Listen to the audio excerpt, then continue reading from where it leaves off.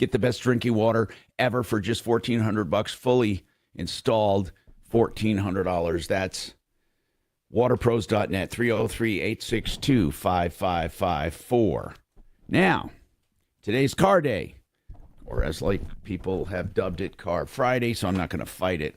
If you're on, welcome to Car Day, but you don't have to call with just a car problem. But if you have car problems, this is a great day to call with sales, service, discussions. And I have a discussion, and I'll go to the phones with Thane, who has an issue with a vehicle, and he sent some documents. Kachina, did you forward those documents to me from Thane? He said he sent some documents. He mailed them here? I'll find out. Call him and see if where they are. No, not email. He literally dropped Do you off have a them? package. I do. Okay, good. He actually mailed them. I never even knew. No, he actually dropped them off. Oh, he dropped them off. It must be important to him. I'm going to be talking about something we often don't talk about, and that is a new vehicle. I think the last new vehicle was Tesla. Really, but I'm not sure how new it is. But it was brought up to me because there's a new dealership in Colorado Springs. Now, they start from $75,000, and they're a really hardy car or SUV. They come in a pickup truck and an SUV, and they look like a cross-section between these cars or among these cars. A G-Wagon by Mercedes, a Land Rover, and the old Toyota for what do they call those? The old ones, Land Cruisers. The old ones, the Jeep-looking ones. And I think it's a handsome, kind of weird-looking vehicle. So I want you to look. It's called Ineos. I don't know where they're made. In fact, if it is Chinese-made, I'll never touch it. I mean, honest to God, I don't care what you say. I have never found anything made in China that's worth a damn nothing. I mean, I had a Chinese tractor one time that literally just worked itself apart. But anyway, where do we find out about the company? Maybe on it's a British company. Oh God, yeah, that's even it's a chemical. Everything else they branched out into motor vehicles. The Brits are good for looks. They're beautiful. You know, the Rolls originally British and Jaguar, and they. But man, do they put together a terrible car. I don't know. So are they building in England? Jeez. I don't know. Is that why it has a crooked grill? Ha ha. Does anyone get that reference? Come on.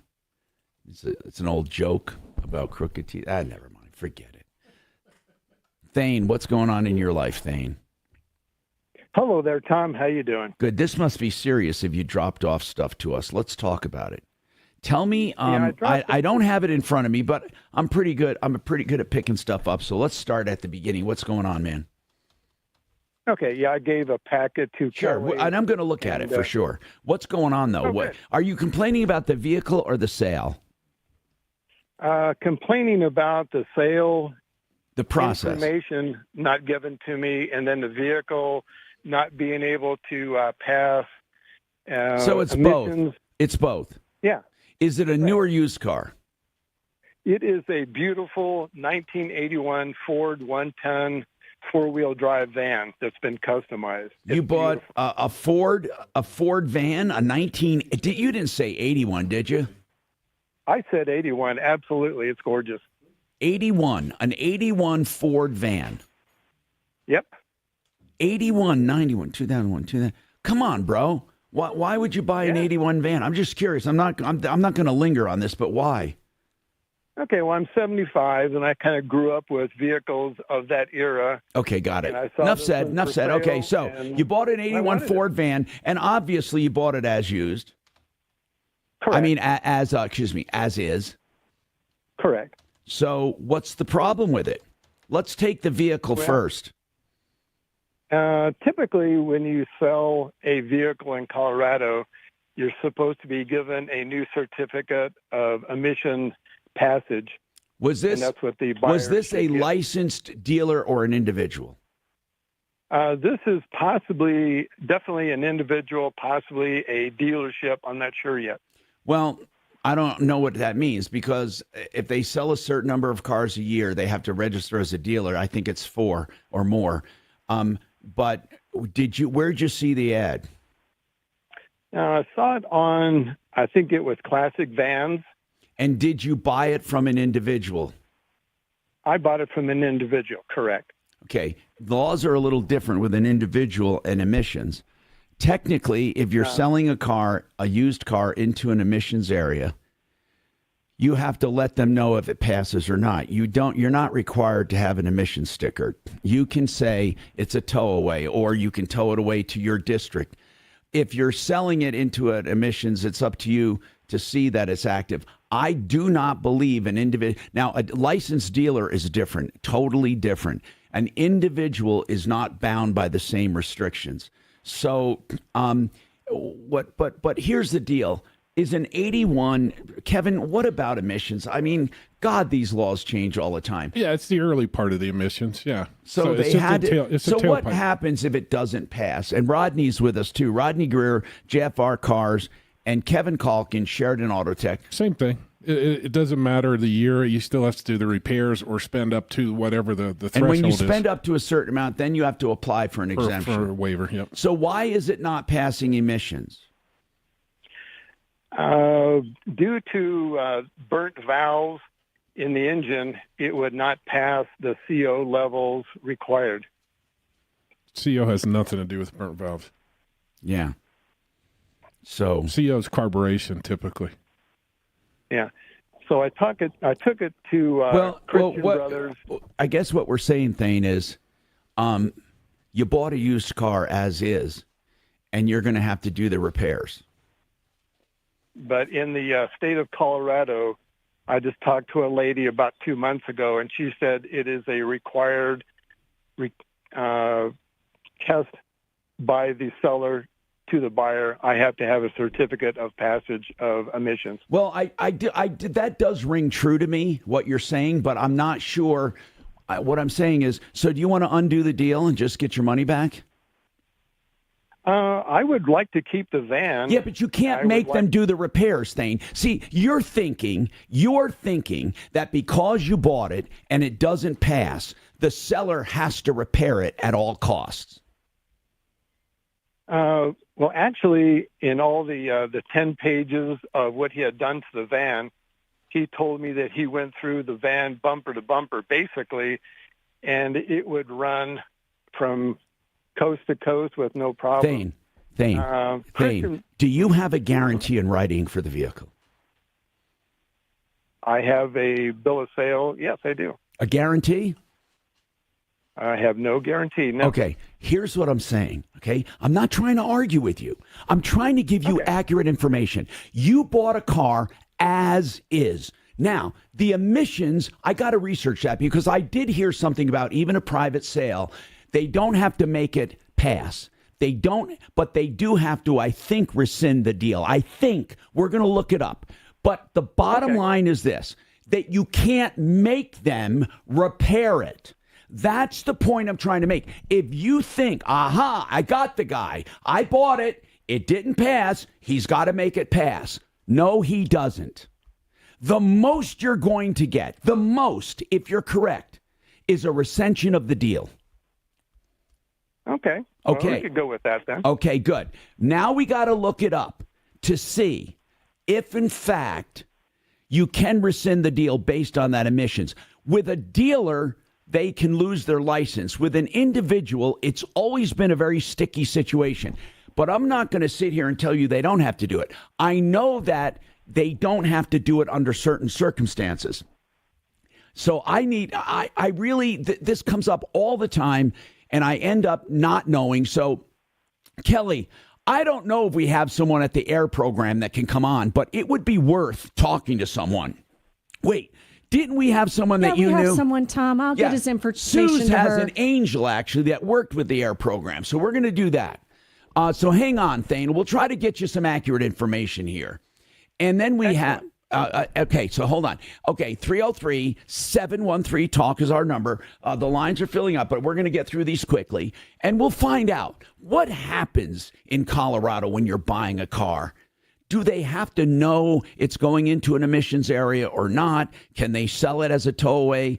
Yes, they can. But if they don't, do they have to make sure it passes, and how? All of this we're going to find out. I'm Tom Martino, 303-713-8255. GenverRegen.com. Get out of pain with regenerative therapy. Also, hair replenishment through stem cell therapy. And, of course, the weight loss drug at pennies on the dollar compared to all the rest. DenverRegen.com.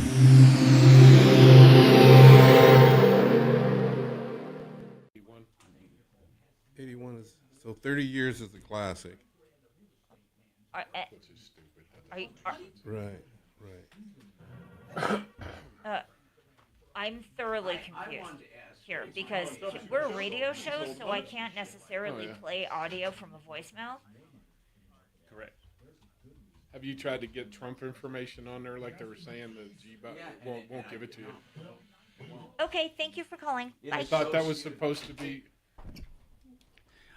Joseph Chiano is Good a morning. Thanks so much. certified financial planner, and he offers what's called, he calls a pension plan or retirement program, pension for life, income for life through a fixed indexed annuity. And the main features are basically safety and guarantees for those who want that and are done, and don't have the time horizon to recover from losses. Joe, explain it to us. That is right, Tom. People are concerned about losing money. So they want to be able to move their money away from the danger of losing it into safety. And that's what we guarantee, total safety on the guaranteed pension account. There's a lot of features to it that people are really enjoying. Number one, it is the bonus. The company's giving up to 15% bonus just to move their accounts from a 401k or IRA into it. And by the way, they don't have to have just a 401k or an IRA. They can have a savings account, CDs, death benefits from a life insurance policy proceeds. So they can move any type of money into the guaranteed pension account, and they will get the safety they want. They get potential for growth, and they get protection against the stock market when it crashes. And to top it off, Tom, they're also going to get a lifetime guaranteed income, which is amazing for most people. They really want to have that paycheck. Right. That's going to come to their mailbox each and every month, guaranteed, as well as long-term care. And right now, it's a big issue. Right, it is, because safety is very important, Joe, and security. So if you're interested in this security product, or it's actually not a security because of the guarantees, actually, when you say security, it means stocks and bonds and all that. This is actually a guaranteed insurance product. You can call Joe at 303-779-6600, 779-6600, or look up online, mymoneymyway.com. Hey, I love talking about products that work. And QC Colorado, the Quiet Cool Whole House Fan, is one of those products that has worked for me and continues to work for me. In 2 houses that I've had them in, and I still have it, of course, it cuts down on air conditioning bills, but it makes your house more comfortable. Now, I have this whole house fan, and it destratifies the air. So that's the very first thing it does. What it does is it evens out the temperatures. That alone makes your air conditioner work less. But on some days, mornings and evenings, you don't even need an air conditioner because as it cools down, it recirculates that air. And you'd be amazed that alone can do away with your need for air conditioning. Find out more when you call them. They know all about it, and they have plenty of people like me who are pleased where it pays for itself. I'm telling you, it's a wonderful thing to have, and it's called the QC Whole House Fan. And I've had it, so I want you to go to QCColorado.com. That's QCcolorado.com. All right. Lazy Days RV, the RV Authority. What do I mean by that? Well, Lazy Days RV is a place for sales, service, and all kinds of new and used vehicles for everything. The Class A, Class C's, they have big diesel pushers. They have whatever you want in an RV. Plus, the ability to service it and to warranty it around the country with several locations. Your RV authority. Tell them Tom sent you to lazydays.com. They're now considered classic cars. So you do have to make sure. You have to have the car classified. And you have to get a test. Not to be. But I think here's what I want to know. Okay, gotcha.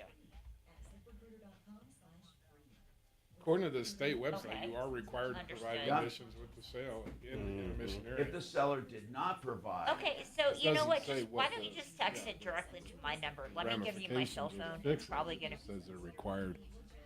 Imagine if he went small claims. My recourse. Yeah, they don't. My cell is 720. I want to find this out. Did you get the? Are we getting your person on? I sent the information to Kelly to call him. He's a really nice guy. He's been a listener for years.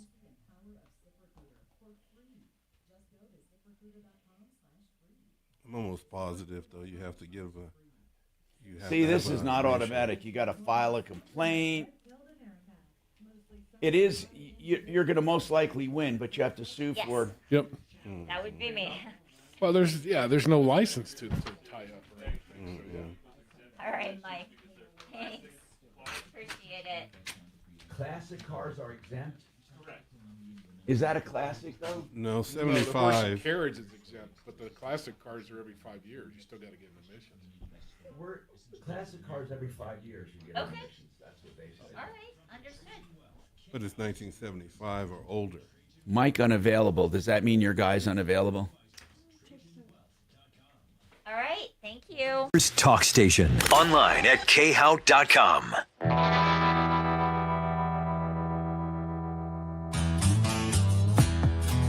Wow, this gets a little messy, but we looked up the emissions stuff here in detail.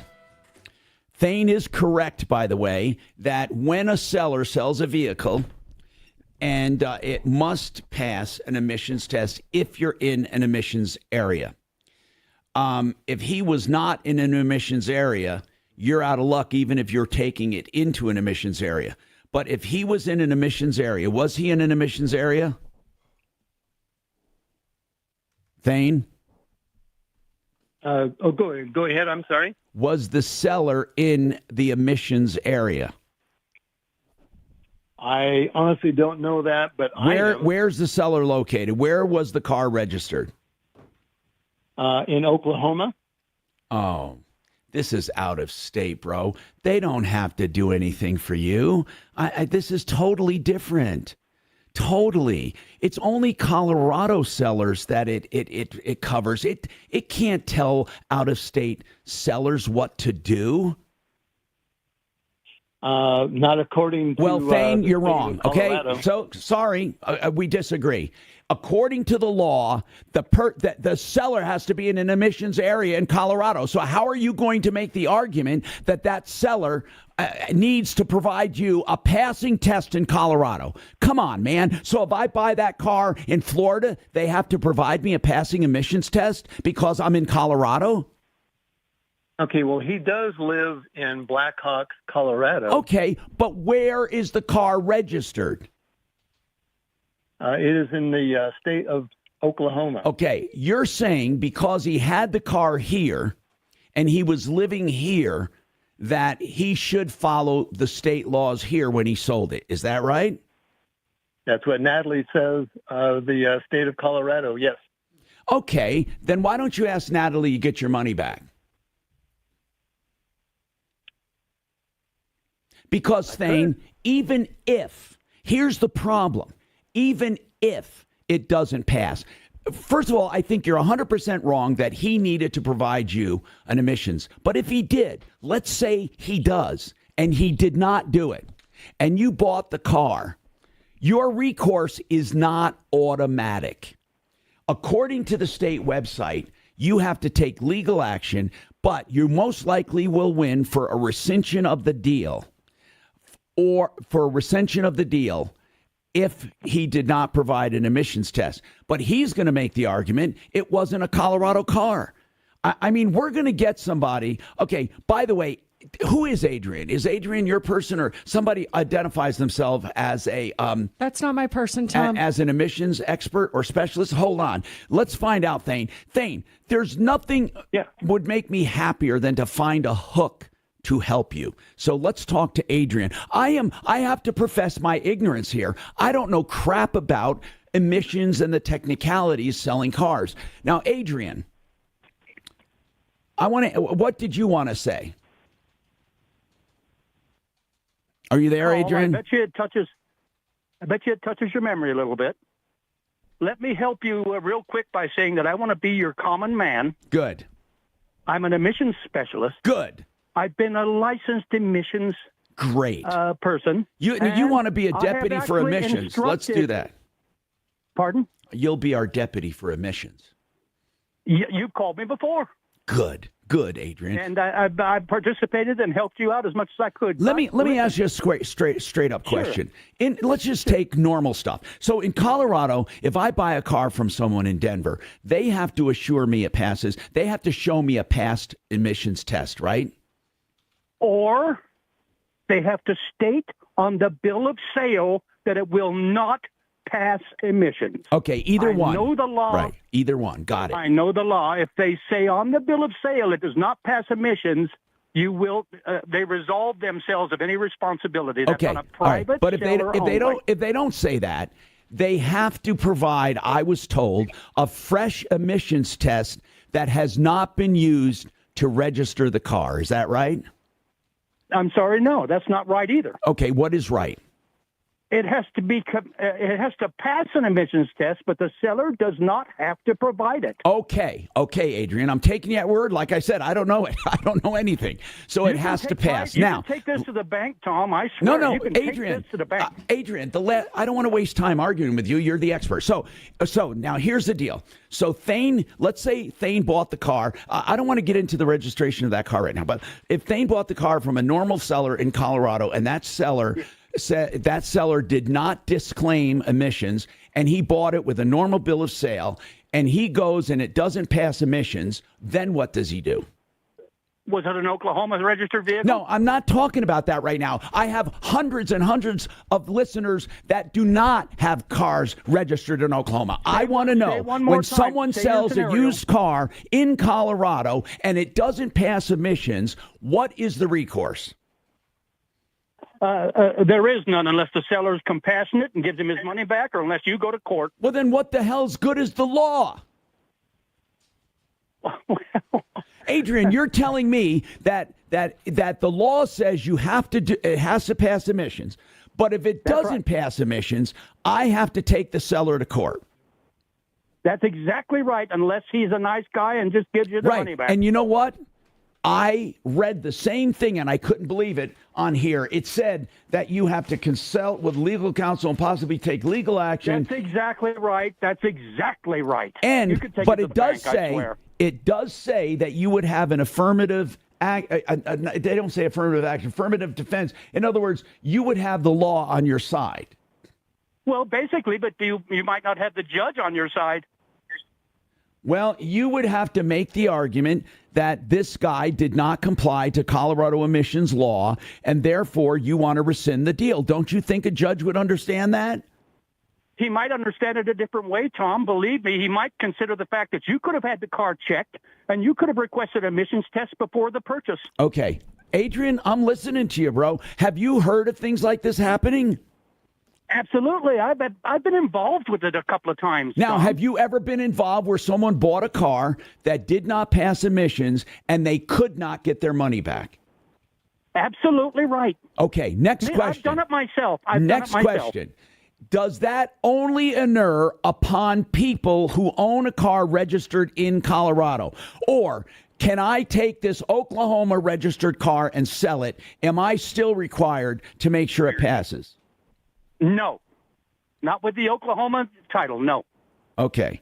I You're think not as long as he's responsible for any selling it, emissions. No, I think it's dictated by the emissions area. I don't think it's dictated by I the think it's dictated by where that car is registered, and I'll tell you why. Okay. How could you possibly make a law that would cover cars in all 49 states? I agree with that, but if he comes here to sell the car, that doesn't matter. It's an Oklahoma car. I mean, I know what you're saying, Kevin, Yeah. but I mean, it's just like. because there's so much like California laws. In California, you can't sell a car that doesn't qualify in the emissions, no matter where it Let's not comes even from. Get to that. Yeah, Let's so not that's even where get to that Colorado's stage. heading. I'll bet you're telling me I can't sell a car from Colorado to a guy in California. As long as it passes emissions, yeah. Oh, otherwise, what? California's going to come to my state and sue me, or what? What are they going to I'm do to me? just saying, it's I've never heard of state laws overreaching their own boundaries. Okay, so if I don't live in California and I live in a state and I have a car and I go to cars.com and sell it, and this guy goes to California, he buys it, he takes delivery, and he can't get emissions, you're telling me somehow No, I'm not- California state law is going to make me do something? No, I'm saying that if the guy brings the car to Colorado, lists it for sale in Colorado, he's required to take care of the emissions in Colorado.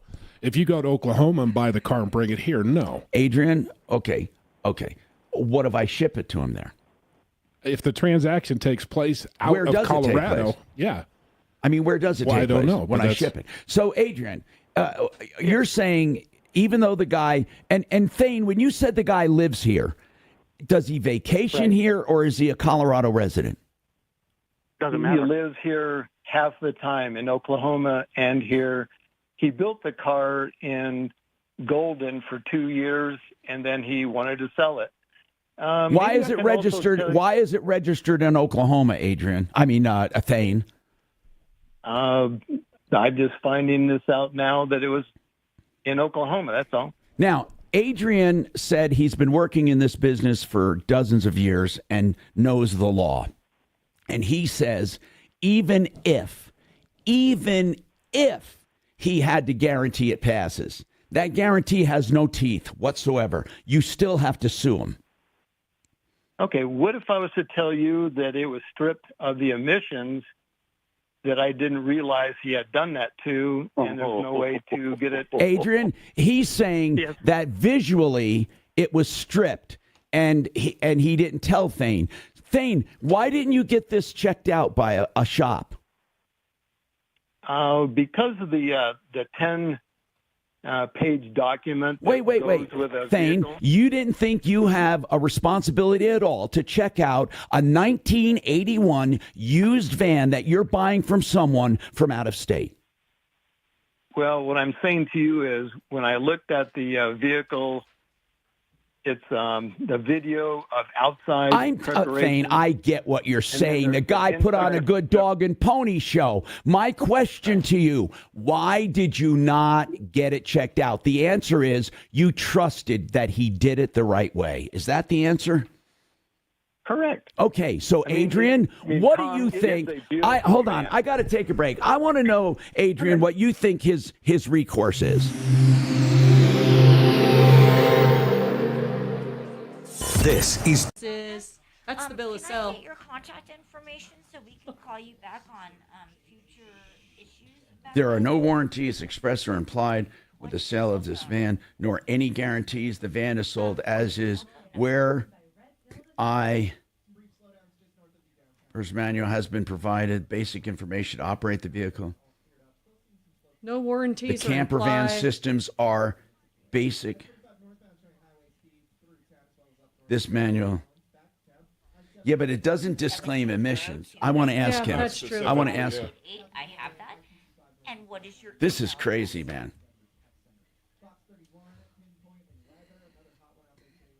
Thane thinks he's got all If these he worked on it rights. for 2 years, it wasn't the last place it was registered, so the vehicle wasn't registered when he bought it. More than likely, if the guy's been That's working true on it too. for 2 years. But still, he still has no, he still has no So shot. Yeah. I'm just going to read that back to you. How much he It paid is ACS Auto FX. 81 camper van. But if we sold a car to someone in on. California, It's different with you guys. yeah. American Restoration 24/7 is a restoration company. And I tout them because this area of home improvements is one of the biggest areas of ripoffs. You see, when you have a fire, a flood, a broken pipe, asbestos, black mold, something like that, an unattended death, a meth lab, whatever, and you need this cleaned up in your property, you're so desperate. These people, they take advantage of people like that. That's why you need people who are EPA certified and people who have the knowledge, the know-how, the insurance, the bonding. You need people who can take care of the problem from beginning to end. American Restoration 24/7. Remember, even though your insurance pays, they're only going to pay once. If you get the wrong company, you're screwed. So I highly recommend you hire from the start the right people. American Restoration 24/7, 8337 AM REST, 8337 AM REST. And speaking of the right people from the beginning, I want to tell you about Red Rocks RS or Red Rocks Roof and Solar. It's redrocksrs.com for the website. Red Rocks Roof and Solar with a primary emphasis on, of course, the solar. They do roofing around the solar systems. And here's the deal. They can put in a system for commercial users with the REAP grant where you don't pay a dime out of pocket. They can also help you with residential systems to get 40% tax credits. Yeah, that's right, 40. And to get rebates and stuff and also tax credits. So why don't you give them a call, 303-704-2449, 704-2449.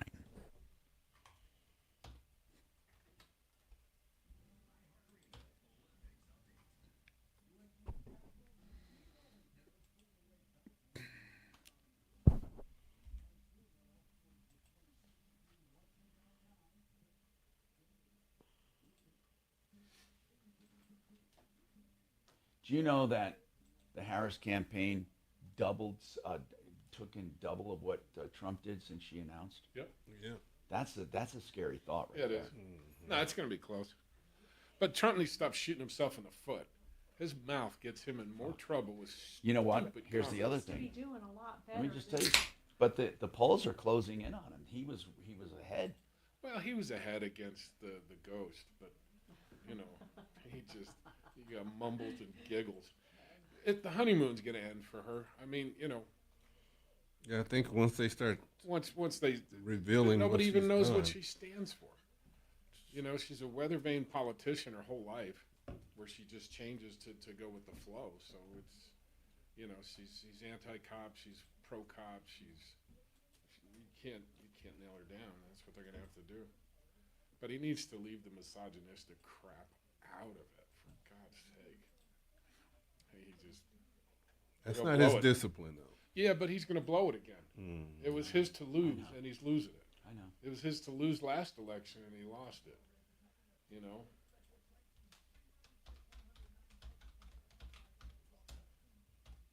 Hello, YouTube morons.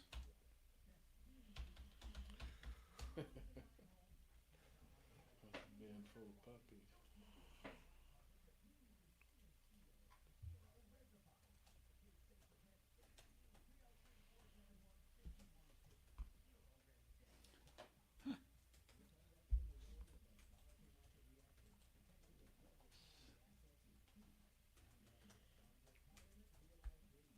Grenadier. I don't know. I want to drive and see. As soon as I saw it was a BMW. Yep. I was hoping. It's still slow. Oh, you don't like I was hoping more. it would I don't just like be- it. You don't like those engines at all, do you? Because you're It's not the saying engine no. You're itself. saying I'm going to have trouble with mine. The engine itself is fine. It's just all the leaks. and They the start falling bullshit. apart. The main bulk of it keeps going, but it's just the peripheral stuff. Mine that is keeps you up. I got 23,000 miles. Oh, you got nothing. Well, I know, but eventually. Hey, Kevin, did my friend's kid come? What was wrong with his vehicle? It hasn't acted up in 3 weeks. So you No codes, no data, no nothing. I just said, dude, you got. I really need until it to. screws up. I'm such an excellent candidate now for a lease. Yeah. Do you think someone was trying to pull I think a I'm putting fast one? 10,000 miles a year on a car. Yeah, you're that guy. I'm the same way. I don't drive anywhere. I hate Yeah. driving. 10 seconds, guys. Like I got a customer. Regrow your own natural hair during Advanced Hair Summer Sales Event. AdvancedHair.com. Denver's talk station, 630 KHOW.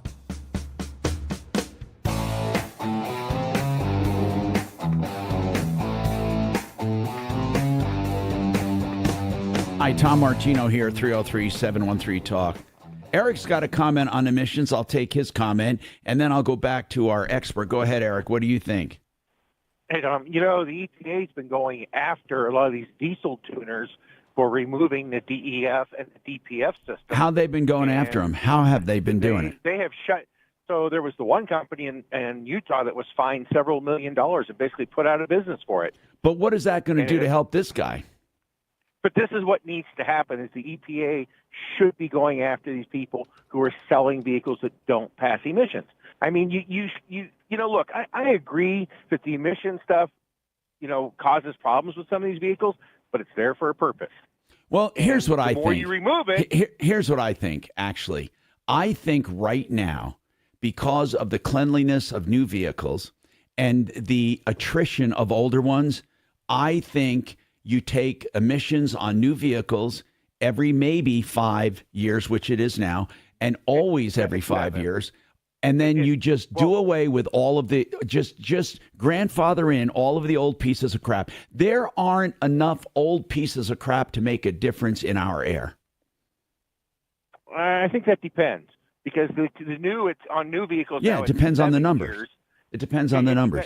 Every year, the numbers of those cars go down. I mean, there was. Well, they're not I've seen a making couple new of ones, different reports. Eric. Every single year, more of those cars are being retired. Not necessarily. I mean, I know a lot of people driving 10, 15-year-old cars. Okay, so therefore, the entire premise of older cars through attrition being retired is bunk, because he knows plenty of people who drive old cars. Don't you understand the entire concept is eventually cars are retired, no matter what they are? Okay, sure, you're going to find someone driving a 1920. It doesn't matter. In general, older cars get retired. What I am saying is the number of older cars on the road today are less than the number of cars 10 years ago. And 10 years from now, the number of old cars will be less, and it will continue to be that way. And when I say old cars, I'm not talking about new cars becoming old. I'm talking about old technology. So let's say cars 85 and older. Every single year, they get reduced. Every single year. That is no argument. Every single year, they get reduced. I don't think there are enough of those cars now to make a difference, because they have cleaned up emissions so much. So what you do is you have a wider spread or a wider length of time between emissions tests, and you slap it on cars from a certain year forward, and that's it. We don't need to make life miserable for the very few people who have pieces of junk. I'm serious. It's just ridiculous. Adrian, I want to ask you something. This guy, Thane, I looked at his bill of sale. It doesn't disclaim emissions, but man, it says basically, I'm giving you no guarantees. Nothing is, it's totally as is. You better check out the manual. You better make sure you like it the way it is. I mean, this bill of sale, I don't think he can make an argument that the guy removed emission stuff and he didn't know it, because this guy said it's the way it's sitting here that you buy it. And there's not one promise made. But do you think he has a strong case for the emissions part, the fact that this car, and is it possible the car wasn't registered anywhere? Because if he worked on it for 2 years, was there an active registration, Thane, in, let me ask you that. Was there an active registration in Oklahoma at the time? Do you know? Honestly, do not know that. Okay, it could be that it was expired. Adrian, what are your thoughts on this? Well, gosh, it doesn't matter. First of all, the answer to your question is no. No what? The answer to your last question is no. What was that question? I'm sorry. It's not going to be easier. Oh, okay. Remember? Yeah. Okay. It's not going to be easier. I can just tell you about the emissions part of it that I'm absolutely sure of. And real quick, I'd like to say it doesn't matter with the Oklahoma title, whether it's got visual removal of components or whether it's a tailpipe emissions, by golly. Let me tell you something. It doesn't matter. It's an Oklahoma vehicle. SOL. Okay, Adrian, I'm going to take you at your knowledge. And Thane, I don't think you have a prayer. And my emissions angel has been listening, just unavailable by phone. SOL. Oh, He's SOL. now we have a guy that works at the air program with the state, Thane, and he said you're SOL. And I worked at the state with the air program, and I was an instructor, and I'm saying... No, Adrian, we believe you, but I'm saying we have confirmation of that. I don't doubt it. Tom, you can take what I have to say to you to the bank, Tom. Thane? Hey, Tom, what I can tell you is I've been talking to Natalie. Well, Natalie doesn't know more than these combined people. Come on.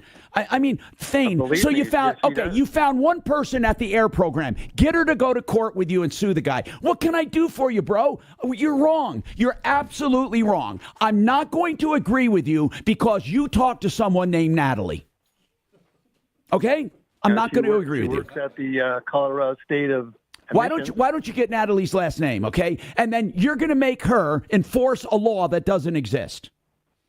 We have a guy that works there right now, in a high up position, and we have Adrian who taught for the program. You think both of those are wrong, but a woman named Natalie that you got on the phone is the one that's right. Is that your position? Tell that to the judge.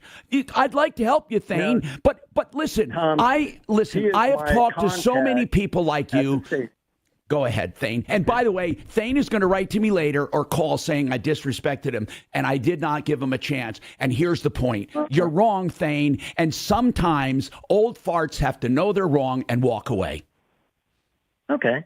I had a lawyer friend of mine take a look at the ad that went with the van itself as far as the whole makeup of what he did. And what did he say? And so the lawyer basically said this is absolutely fraudulent. Okay, that lawyer is an a-hole, okay? Thane, that lawyer knows nothing. You have him call me. He's totally wrong, okay? That is not fraudulent, and you're not going to get your money back. So why don't you have this lawyer put his big mouth where his ass is? Why don't you have him do that, and why don't you have him sue the guy? If he thinks it's fraudulent, have him take it on contingency.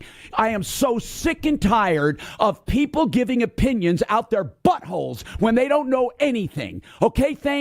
You're barking up the wrong tree, but you're going to be like a lot of these old guys that call the show. They hate me. They're pissed off at me because I tell them the truth, and they're stubborn old goats. More coming up.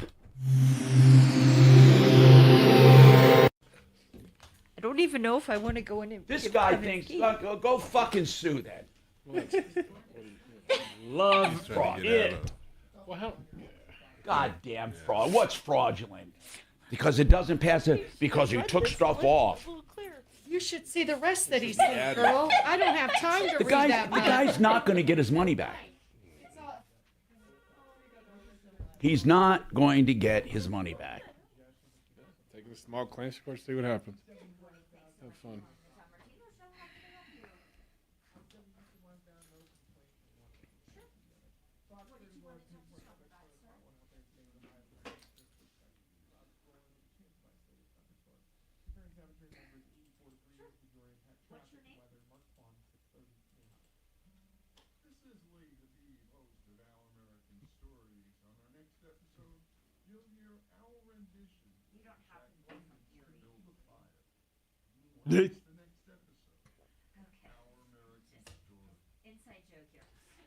Elite garage floors. Oh, I love these beautiful floors. And now's the time to have it done before the bad weather. You know, it dresses up any garage or walkway or concrete patio or pool deck. And it's a polyaspartic coating. I know a lot of people call it epoxy. It's a lifetime warranty on materials and labor, fast, free estimates, guaranteed lowest price. How about that? And you can do it through EliteGF.com. That's EliteGF.com. That's Elite Garage Floors. And the number is 720-939-2448. and you'll get a beautiful floor. Now, speaking of beautiful, Genesis Total Exteriors has this new siding. It's called a line siding that's damn near indestructible. I love great products and great companies. And Genesis Total Exteriors, which does everything on the outside of your house, is proud to introduce this new product. And they can replace that old, ugly vinyl siding. And guess what? There's no upcharge for that. So if you have hail damage, call Genesis. They can do everything on the outside of your house. Genesis Total Exteriors.com. I've known Mark and his gang for 25 years or so. Genesis, here's the number. It is 303-679-8509.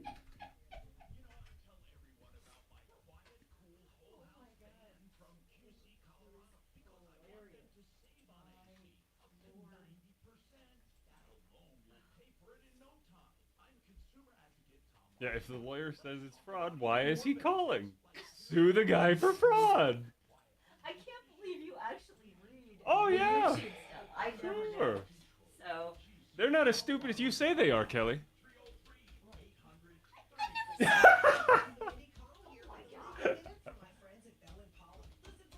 He thinks he's got a case. God, doesn't it remind you? And I'm going to get an email. Of course. People just think they know. What color do we get? Black. Good.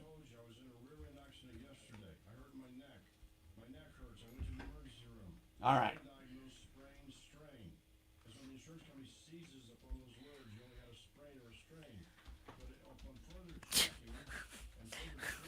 I didn't even really read this, so now I'm going to, because you did. I mean, It makes as much sense as the call did.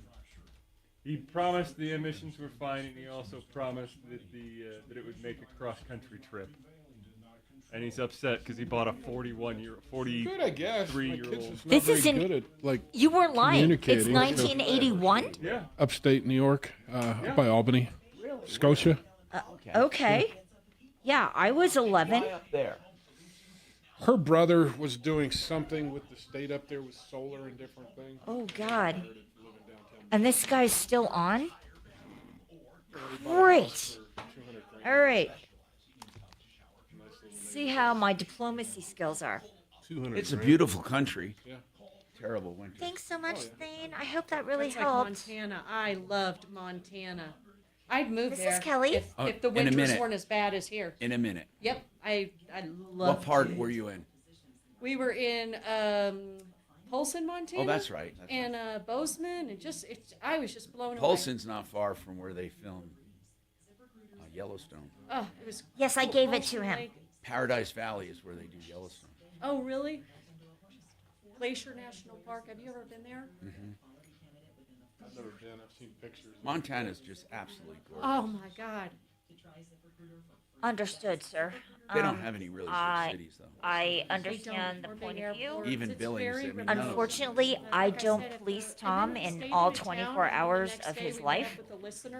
So I just have to go on what he tells me and what I can perceive.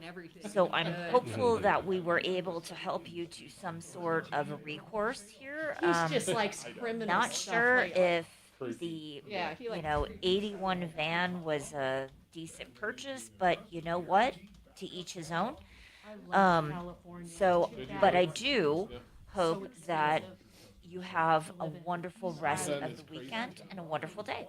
Taxes. I mean, it's like New York. We were kind of in the red area hang of on. California, Northern Trumpers, and Adrian. at Pismo Make Beach.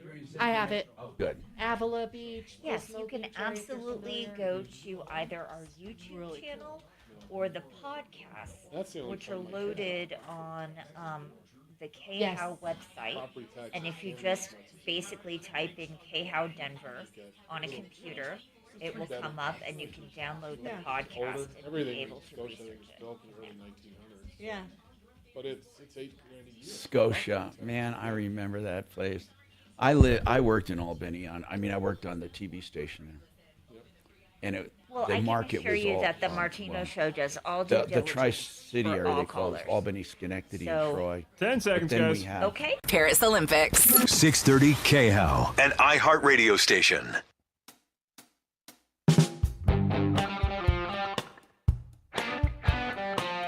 Hi, Tom Martino here. Linda has an issue with the 2008 Mazda CX-7, and it is a service issue. Linda, what's happening? Tom, Hey, nice talking to you. what's going on? I purchased this car on March 4th So it's recent. from Springs Automotive. I drove it up to Idaho Springs, where I live, and was going back to Denver 3 days later. Now, was it called Springs Automotive because it's in Idaho Springs or Colorado Springs? No, it's based in Colorado Springs. Okay, got it. I bought it from the venue on South Santa Fe. Okay. So you bought a used. Okay, got it. So what's going on? Well, after I just drove it home, drove it into town twice, which is a mile, and then I was going back to Denver on I-70, and suddenly black and gray smoke starts bellowing. How many miles on this, Linda? Oh gosh, let's see. You must know if you bought it, right? Well, I only had it for 3 days, so Yeah, but it wouldn't matter if you had it for 3 minutes. I mean, how many miles were on it? I think it was 135. May I ask something again? Sure. People feel convicted when I ask questions, and I don't mean to, but did you have it checked out before you bought it? No. Okay. But you bought it as is, I'm assuming. Yes. Okay, so when it blew up, the engine blew up after 3 days. So I had to pull over and have it towed to the mechanic on the Springs Automotive. They have a mechanic. It's in a can you? I want to continue this. Now, listen. There's a possibility if it blew up in 3 days, there was something wrong with it that they hid from you or lied about. But if they did not hide it, if they did not lie, there's nothing you can do about it. So we'll examine that coming up, okay? Everyone says they lied or hid it, but we'll see. Hold on. If addiction, trauma... 1 hour down. Look at that. That went pretty quickly. Thanks, Dane.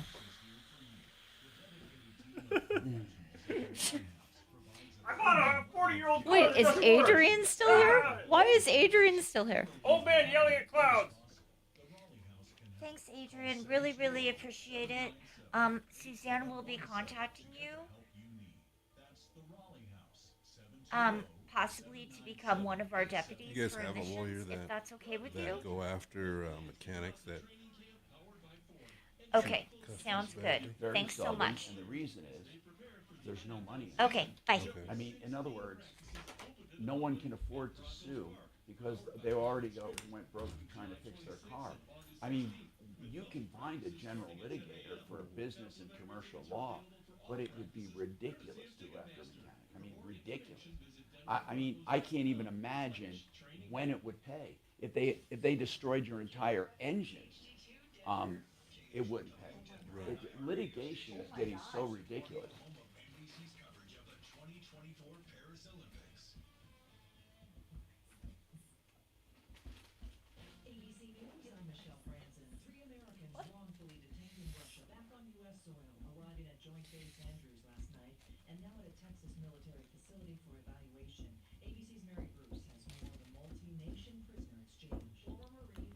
You should have a disclaimer. If you want to go to Russia, North Korea, wherever you want to go, you're on your own. Don't bring marijuana. How about that? Yeah, we're not the coming. One guy they still retained, One guy's still there. Really? They get 24 people out or 12 or however many they got out. We get 3. That one poor bastard for medical marijuana is in for 14 years. They won't let him out. Wow. I can't believe it. That poor guy, he's just... The basketball player got out for a little bit of marijuana, according to... Yeah, well, that, a little bit of high profile there. Right. That's an ugly story there, though. Right? Yeah, there. yeah. Look, That's ridiculous. look at that guy. Beat the shit out of her. I mean, come on, man.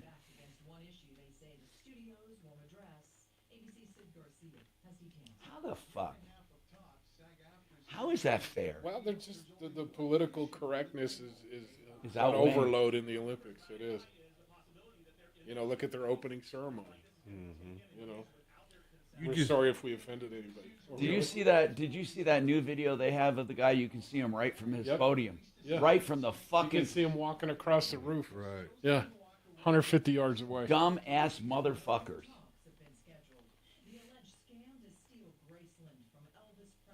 But you've just given every young man it's okay to hit a woman because you've allowed the legalized that beating of this Can you poor believe girl. how close? Fuck. Oh my God, his fucking ear got shot. Oh my God. That is miraculous. Holy shit. Yeah, it is. Oh.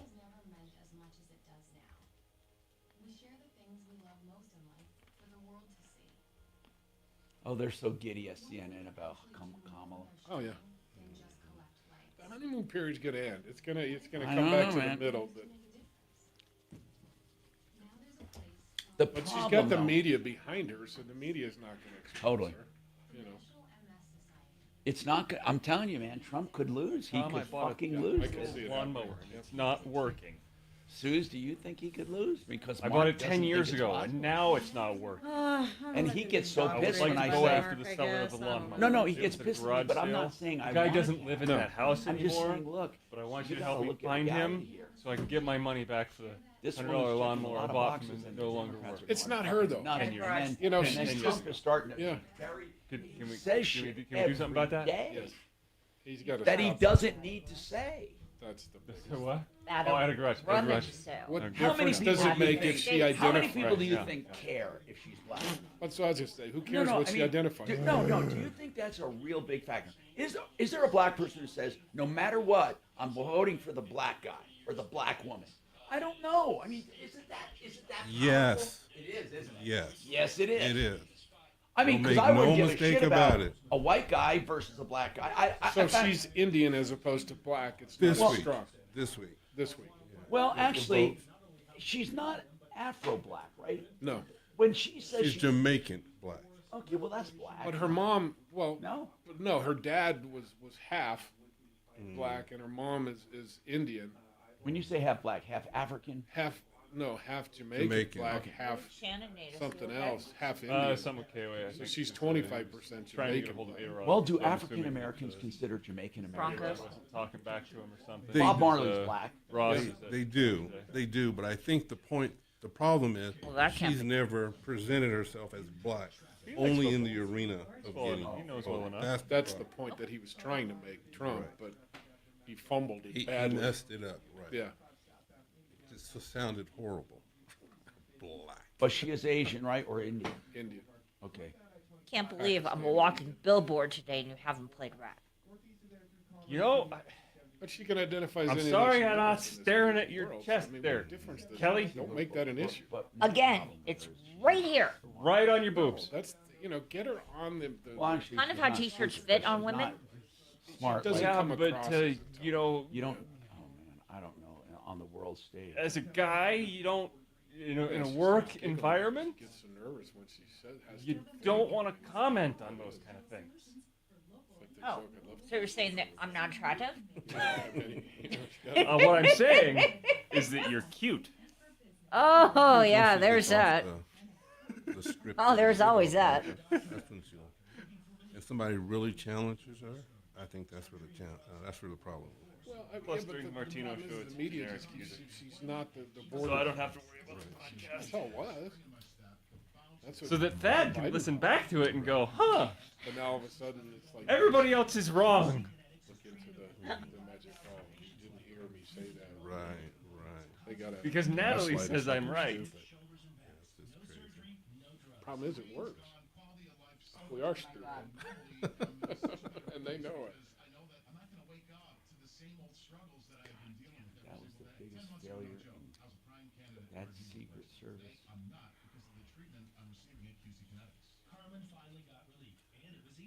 So where's the corruption then, in your opinion? FBI, Well, do you- Secret when- Service. Wait. I'm not saying corruption. I said ineptitude. Ineptitude. Yeah. I mean, I don't think it was purposeful. Do you? You You just saw the guy walk by. How can you? Yeah, how does nobody see him? I mean, The people they are saw it. sharpshooters. And then there were people saying, "There's a guy up there with a gun." No, he's not. It's been a long week, right? So we're going to send you into the weekend with a smile on your face. 5 Kamala Harris sound bites that will sink her in the swing states. Join me at 4.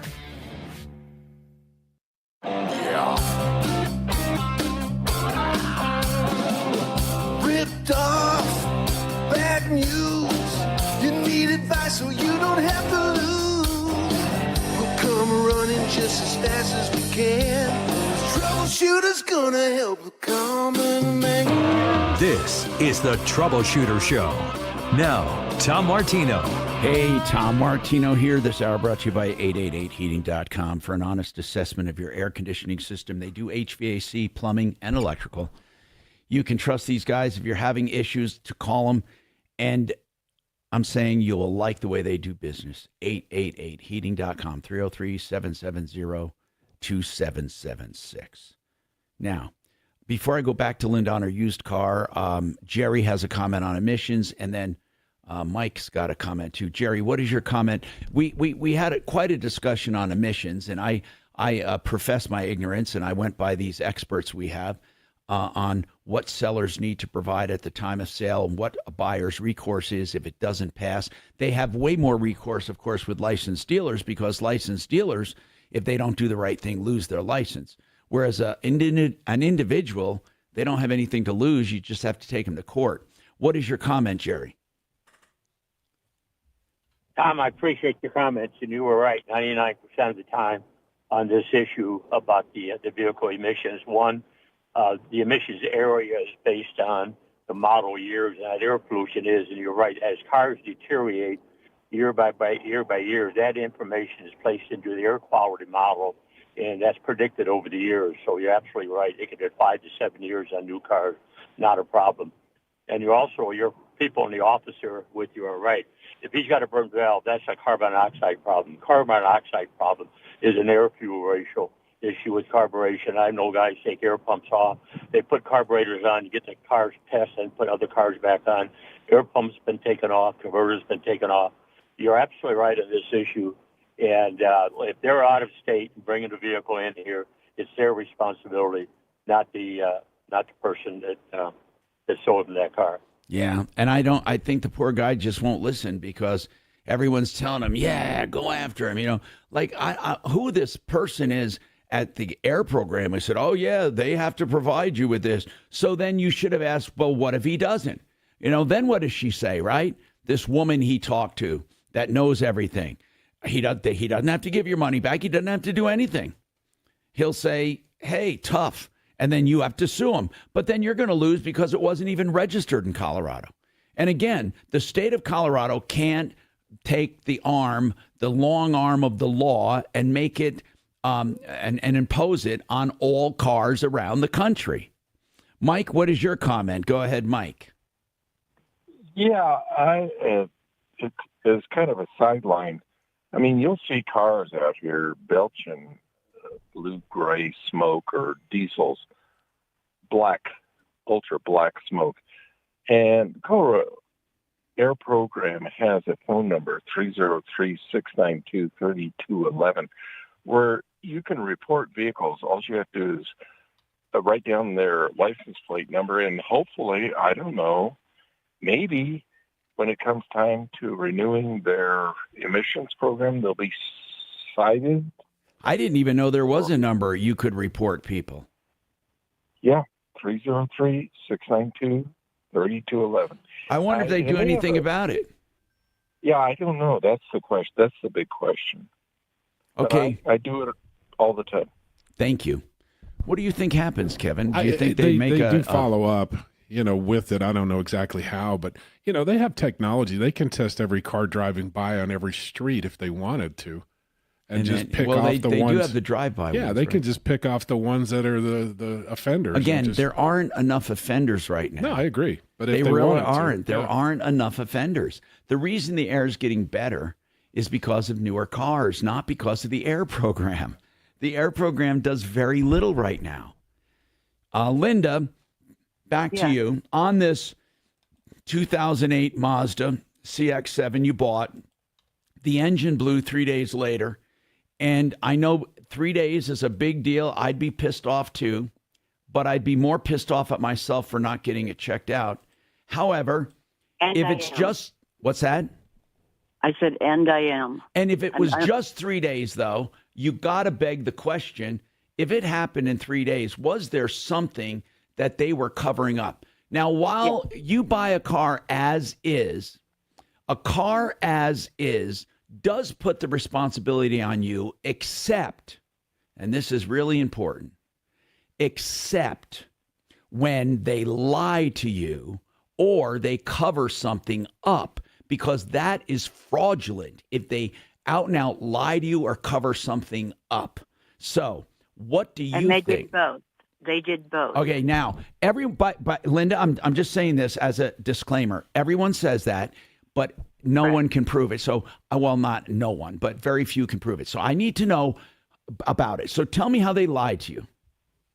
Okay. They sold me the car. Then when I called them and told them that the engine blew up, they took responsibility. No. You said, hold on.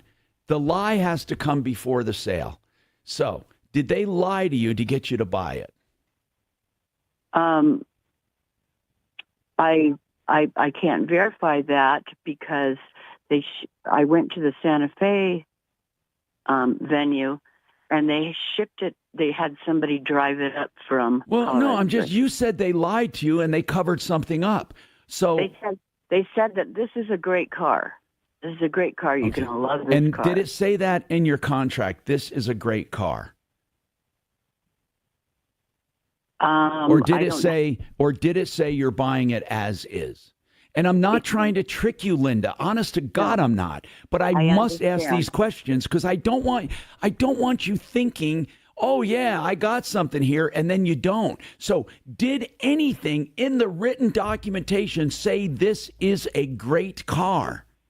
Because anyone can say it and they can give an opinion, and that's not fraudulent. However, if they said this is a great car because the engine was just rebuilt, that's different. Or this is a great car because we just had it checked out and here are the compression numbers and they really didn't, or something like that. So did they cover something up? Yes. What did they cover up? Tom, I'm trying to give you the Reader's Digest version. This is I'm going to let you. I'm going to stop. You don't have to do Reader's Digest. What did they cover up? Tell me the whole story. What did they cover up before you bought it that you could not discover because they covered it up? Boy, I would have to do the research on that, Tom. I got this phone call so fast that I was like, I've kept notes on everything. Well, I'm going to be patient. Tell me anything you want. Go ahead. Okay. So they told me to take it to their mechanic, which is 2 blocks away from the dealership, and that they would replace that engine because it was their fault. Okay. So they ended up, I thought it was going to take like a week, and they told me the same thing. It would take, 10 days to 2 weeks. After 3 weeks, I'm still in Idaho Springs with no wheels. So I called the owner of the dealership, and he actually was kind enough to have a loaner car brought up to me to use. They had my car for 4 months. You know what's good, though, Linda? What's really good is that they even took it. Because now we have something to fight. I mean, really, they could have just said, go pound salt, but they took the car. Even though they had it 4 months, that's not good. But at least now, if we call them, we can say, when are you going to have our car done? Not, do you take responsibility? That argument they've already taken away. So now all we have to do is say, when is the car going to be done? Right. So I work for the National Parks. I procured a job in North Dakota. I called Guy, the owner. His name is Guy. And I said, I have to have my car by Monday because I'm supposed to be in North Dakota to start work on Tuesday. This was out like on Friday. He goes, I'll have it to you. I promise. So I drove the loaner car down there. one of the salesmen. All you have to tell me is this. They did not have it ready. We don't have to go through the process. Did they get it ready for you or not? They purchased a junk engine and dropped it in there. And Tom, they did not even bolt the engine in. They didn't bolt it in. It was not even bolted in. And Linda, how do you know that, by the way? I mean, I'm curious. Because when I drove to North Dakota, I picked You up the drove to car. North Dakota in the 2008 Mazda with the replacement engine? Yes. Okay. And if it wasn't bolted in, could she have driven to? She couldn't have, could she? She couldn't have gotten out of the parking lot. Yeah, because if it wasn't bolted in, it wouldn't have torque on the transmission. It would have flipped all over the place. See, Linda, what you're saying doesn't make complete sense when you said it wasn't bolted in. I have everything documented. When I got to North Dakota, I was getting like 3 to 5 Hey, miles Linda. per gallon. Linda, where's the car right now? It's in North Dakota. Oh, my God. At a mechanic's shop. And what does that mechanic say? He put it up on the lift, took pictures. He said that he found the bolts floating Can around. you give in us there. his number? Yes, I can. We want to call him. Linda, I want to ask you another question, okay? Did you pay for this car up front? I paid. I wanted to improve my credit, so it was a $5,000 car. I financed part of it for 6 months. I financed $1,500. Oh, is that all you financed? $1,500. Okay. $300. All right. So listen, have you talked to the dealer since? Oh yeah, this has been going on for 6 months. Linda, I just need to know the latest conversation, please. Really, we need to get to the root of this. What's the latest conversation? They keep avoiding the phone calls. All right, hold on. We're going to call for you. All right. We need to get. I would like for you, Tom, because I am not a mechanic. I would like for you to call the mechanic in North Dakota. He is so appalled. He is ready to go to court with me. But go to court over what? Over this over is a what? third engine. This is a third engine. So they replaced this engine 3 times for you? They replaced the engine once here. I got it somehow to North Dakota. It blew up a mile from where I was going. And did the dealer here pay for that second replacement? No, they charged me. What do you mean they charged you? The dealer here charged you? For the engine, yes. The dealer here. How did the dealer here replace the engine when you were an hour away from your destination? No. The first time they replaced the engine, they told me that they would, because of my troubles, they would put new tires. Linda, I'm not asking about that right now. Please just answer what I'm asking. When they replaced your first engine, did they charge you? Yes. Okay. Why did you pay if they said it was their responsibility? They told us we'll replace it, but you're going to have to pay for it. How much did you pay for the engine replacement the first time? $4,800. Oh my God. So you bought the car and 3 days later the engine went out and you paid another $4,800 to the same crooked dealer that the engine, and you paid them $4,800. So you're into this car now for 10 grand, right? Correct. And then the second time, then this engine that you paid $4,800 for went out in Wisconsin. Yes. No, in North Dakota. In North Dakota. And then what did you do? You paid for another engine? No, I called them, and they said that the engine that they put in was under warranty, and they would have it shipped up there. Did they have it shipped up there? Yes, and they said it would take a week. Oh, I don't care about any of that right now. I just need to know, was it shipped up there? Yes, to the mechanic. Okay, did that engine work? No. What was wrong with that engine? Well, I don't know the guy's name. Okay, got it. You don't know. That's fine, but it didn't work. Then did they send a third engine? That's the third engine. Okay. You mean the original engine, the second, and the third. I got it. Now, Linda, listen. This dealer doesn't sound, as crazy as it sounds, they don't sound like complete ripoffs if they're sending you a replacement engine. No, I get you. It may not be a good engine. We got to get to the bottom of this.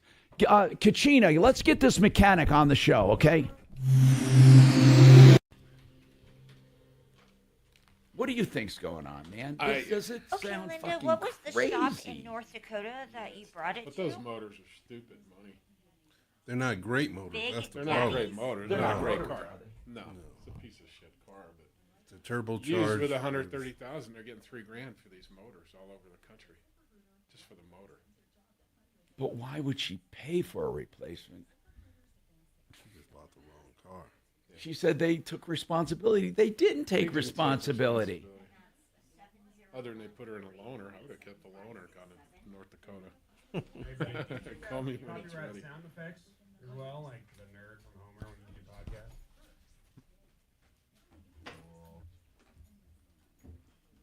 No, I thought it just applied to music. I think we're fine.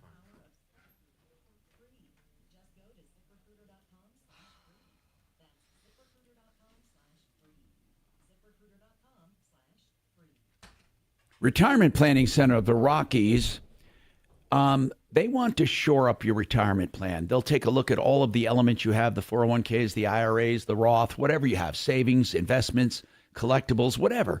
And they help you build a nest egg, create and save that nest egg, and then let it create income. Some of the things they do are fixed indexed annuities. They also do other things to help you. And if you want to learn more, you should call them, and that's Retirement Planning Center of the Rockies. They'll be happy to go over what they do with you free of charge on the phone or on a Zoom call or in person with no obligation. 970-663-3211. 970-663-3211, rpcenter.com. Hey, part of what Retirement Planning Center recommends, and anyone who's helping you with retirement or with financial advisement, they will recommend you have a retirement or an estate plan, one with a trust or a will, maybe just a will, or maybe it's more complicated and you need that trust. Whatever it is, here's what I love about Keel and Park. They do estate planning, and here's how they do it. They take a complimentary look at no cost at your entire estate. Everything you're invested in, what you own, your business, your collectibles, whatever, okay? Whatever makes up your estate, your real estate, and then they make recommendations. And these recommendations then have flat rate prices. And you can decide to do any or all of them, but you know the price up front and you know the reasons for them. Get this consultation. It's well worth it. It is complimentary. Keel and Park. This is the way they should all do it. 970-818-8198. 970-818-8198, lawkp.com. American Restoration is not a company that I hope you need. Well, if you need them, I'm glad they're there. But, man, it's usually after you discover some black mold or maybe asbestos or contamination, even lead. How about this? How about you had a flood, a fire, a broken pipe, maybe even smoke damage from somewhere else? You need to get into your home, stop the damage to preserve your investment, and then help to mitigate it and rebuild, and they can do it all. And what you want with restoration companies is the right job because your insurance only pays once. So I want you to call American Restoration 24/7 to get the job done right.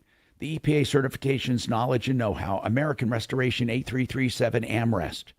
8337-AMREST, or online, amrest247.com. What are you looking at? A little spoof on the Olympics, the boxer. Oh, what? This man hitting woman in house, bad. Man hitting woman in Olympics, inspirational. Yeah. Fuck, this is terrible. Just terrible.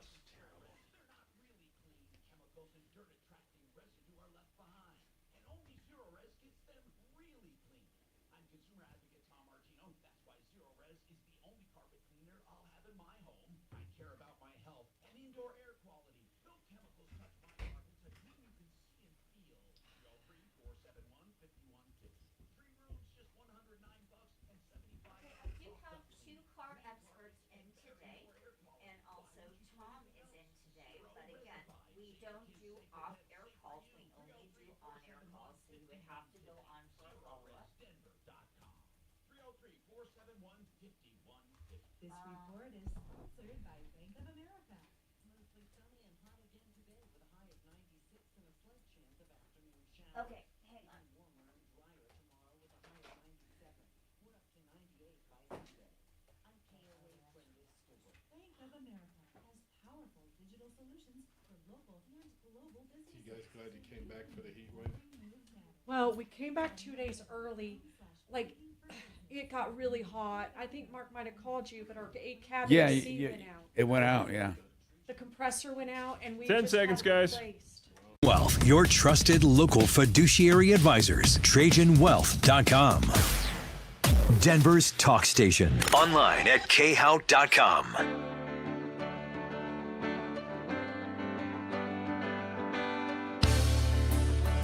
Hi, Tom Martino here, 303-713-TALK, 303-713-8255. Welcome to the show. We are going to talk to this mechanic. Do we have the mechanic yet? No? Linda, we're going to try to get your mechanic on to talk about this, but right now, we don't have him. And we can... Did the dealership give her a warranty since she paid for the engine? Linda, you do understand what I'm saying about... I do have a warranty. Yeah. You know, on the surface here, the fact... See, when you... There are several things wrong with the story, and it doesn't matter, but I want to set things straight here. So they did not take responsibility 3 days after. You said they took responsibility and said it was their fault. Well, of course they didn't. They charged you for the engine. Yeah. Well, Linda, what did you mean they took responsibility? What does that mean? They told me, bring it in. We'll put it in a new engine. Well, anybody will say that if you pay us $4,800. That's not a gesture of goodwill. You could have had that done anywhere. Right.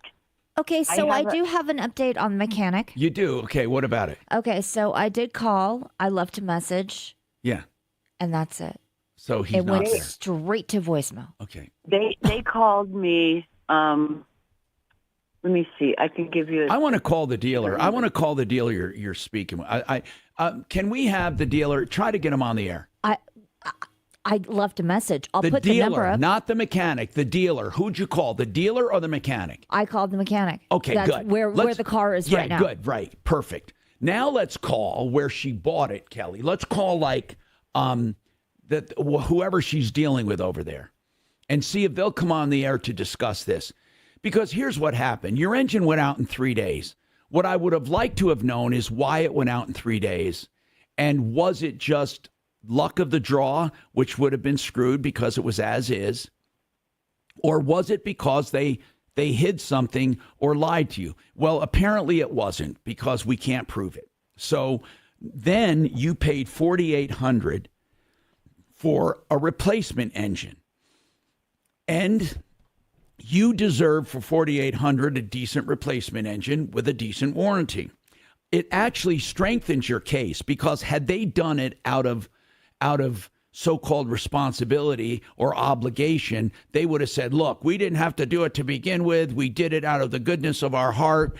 We can't help it, blah, blah, blah. But they didn't. You actually paid for this. So you actually have a stronger case right now.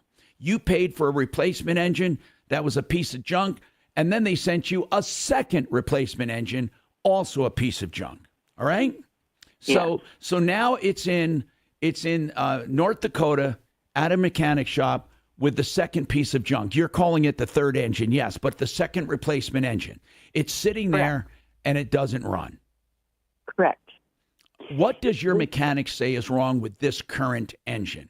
The mechanic put the car up on the lift with the second engine in it. All of that we know. He would have to put it up on. Look, I just need to know, what did he find wrong with it? Not the process. What did he find wrong with it? Okay, the wires were not connected. The valve cover was broken. He has a photo of that. That's minor. Two minor things. What else? Anything major? The intercore was broken, and he has a picture of that. The intercore, what does that mean? Intercooler. It's a turbo. I'm not a mechanic, Tom. It's an That's why intercooler. you just talk to him. For the turbo. Okay, intercooler. But didn't the second engine get replaced in North Dakota? Not by the who dealer. Who put in the second replacement engine? It's not in there yet. Oh, he inspected it before putting it in. No. The second engine, yes. He put it on the lift, took pictures. He's been talking with. Got it. the He did not dealership install the second engine. That would for be the 3 answer I weeks. want. Is that right? He did not install the second engine. Yeah, he's getting ready to do that Got right it. now. But that's where he found all of these discrepancies, right? The second engine needs so many parts. Got it. I get it. Yeah. And So and it's the not. labor, So will they send? Did they and indicate? It's $4,000. Did they? What's that? To put this new this Right. third engine in is $4,000. Wait, in labor? Yes. The guy in Labor and parts. the guy in North Dakota says to fix that engine and install it will be $4,000. Yes, because it needs new parts. I get it, but you're not going to do that, right? No, he has been trying to call, converse with the dealership. I get as it. well. Okay, I get you, Linda. Okay, thank you. Now listen, somehow, some way, we probably need to get that car back here, and then work with Springs to get it fixed. The Springs Automotive. I mean, seriously, if you paid let's forget about the as is and all of that. You paid $4,800 to replace the engine in a car. By the way, you should not have paid that. You paid more than the car was worth to get that new engine. I wish you would have called us right away, although I'm not sure we could have done anything for you if you bought it as is. The whole problem was we don't know what happened to it to begin with. Linda, this is such an unfortunate situation for you. It really is, and I feel for you. But we gotta try to bail out as much as we can. With the Colorado Repair Act and everything else, there's got to be a written warranty on this. There has to be a warranty in writing by state law. They can't charge her $4,800 and then say there's no warranty. Or she says she has a warranty, so why aren't they stepping up and replacing the motor? Why would she have to spend $4,000? You know what I mean? I think she probably didn't understand and got in a tight position, and they talked her in there. We're putting a new motor in, it's going to cost you this amount of money. That's what I think happened, and no one counseled her. God Almighty! And the money changed hands. She's got a warranty. She has to.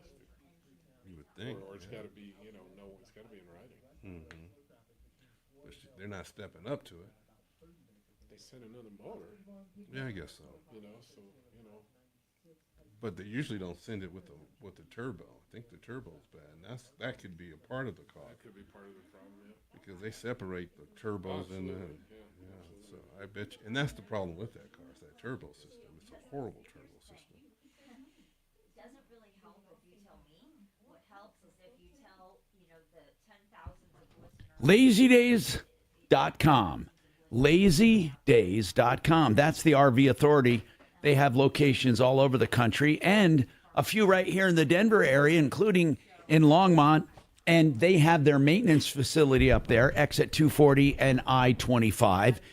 If you're looking for the best selection of RVs, you want Lazy Days. Everything from Class A, big, giant diesel pushers to pop-up campers. They have it all.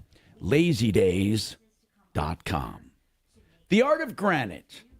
If you're looking for any kind of countertops, a kitchen island, a countertop, a bar top, even windowsills, any kind of granite or stone, and they do all natural stone and granite, plus some man-made materials. If you can get what you want in their remnant yard, they'll give you the materials free of charge. You just pay for the templating and the installation, the fabrication. Here's the deal. If you don't find it in their remnant yard, you still get a screaming deal. You get wholesale prices. Call for your price right now on the phone, 303-386-5919. 303-386-5919, theartofgranite.com.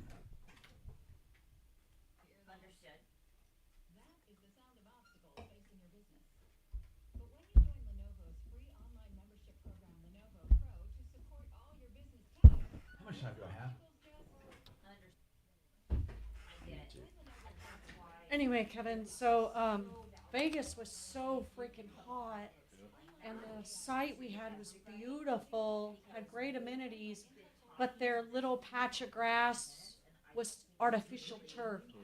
These dogs could not, by 11 o'clock, they can't even, they're like this.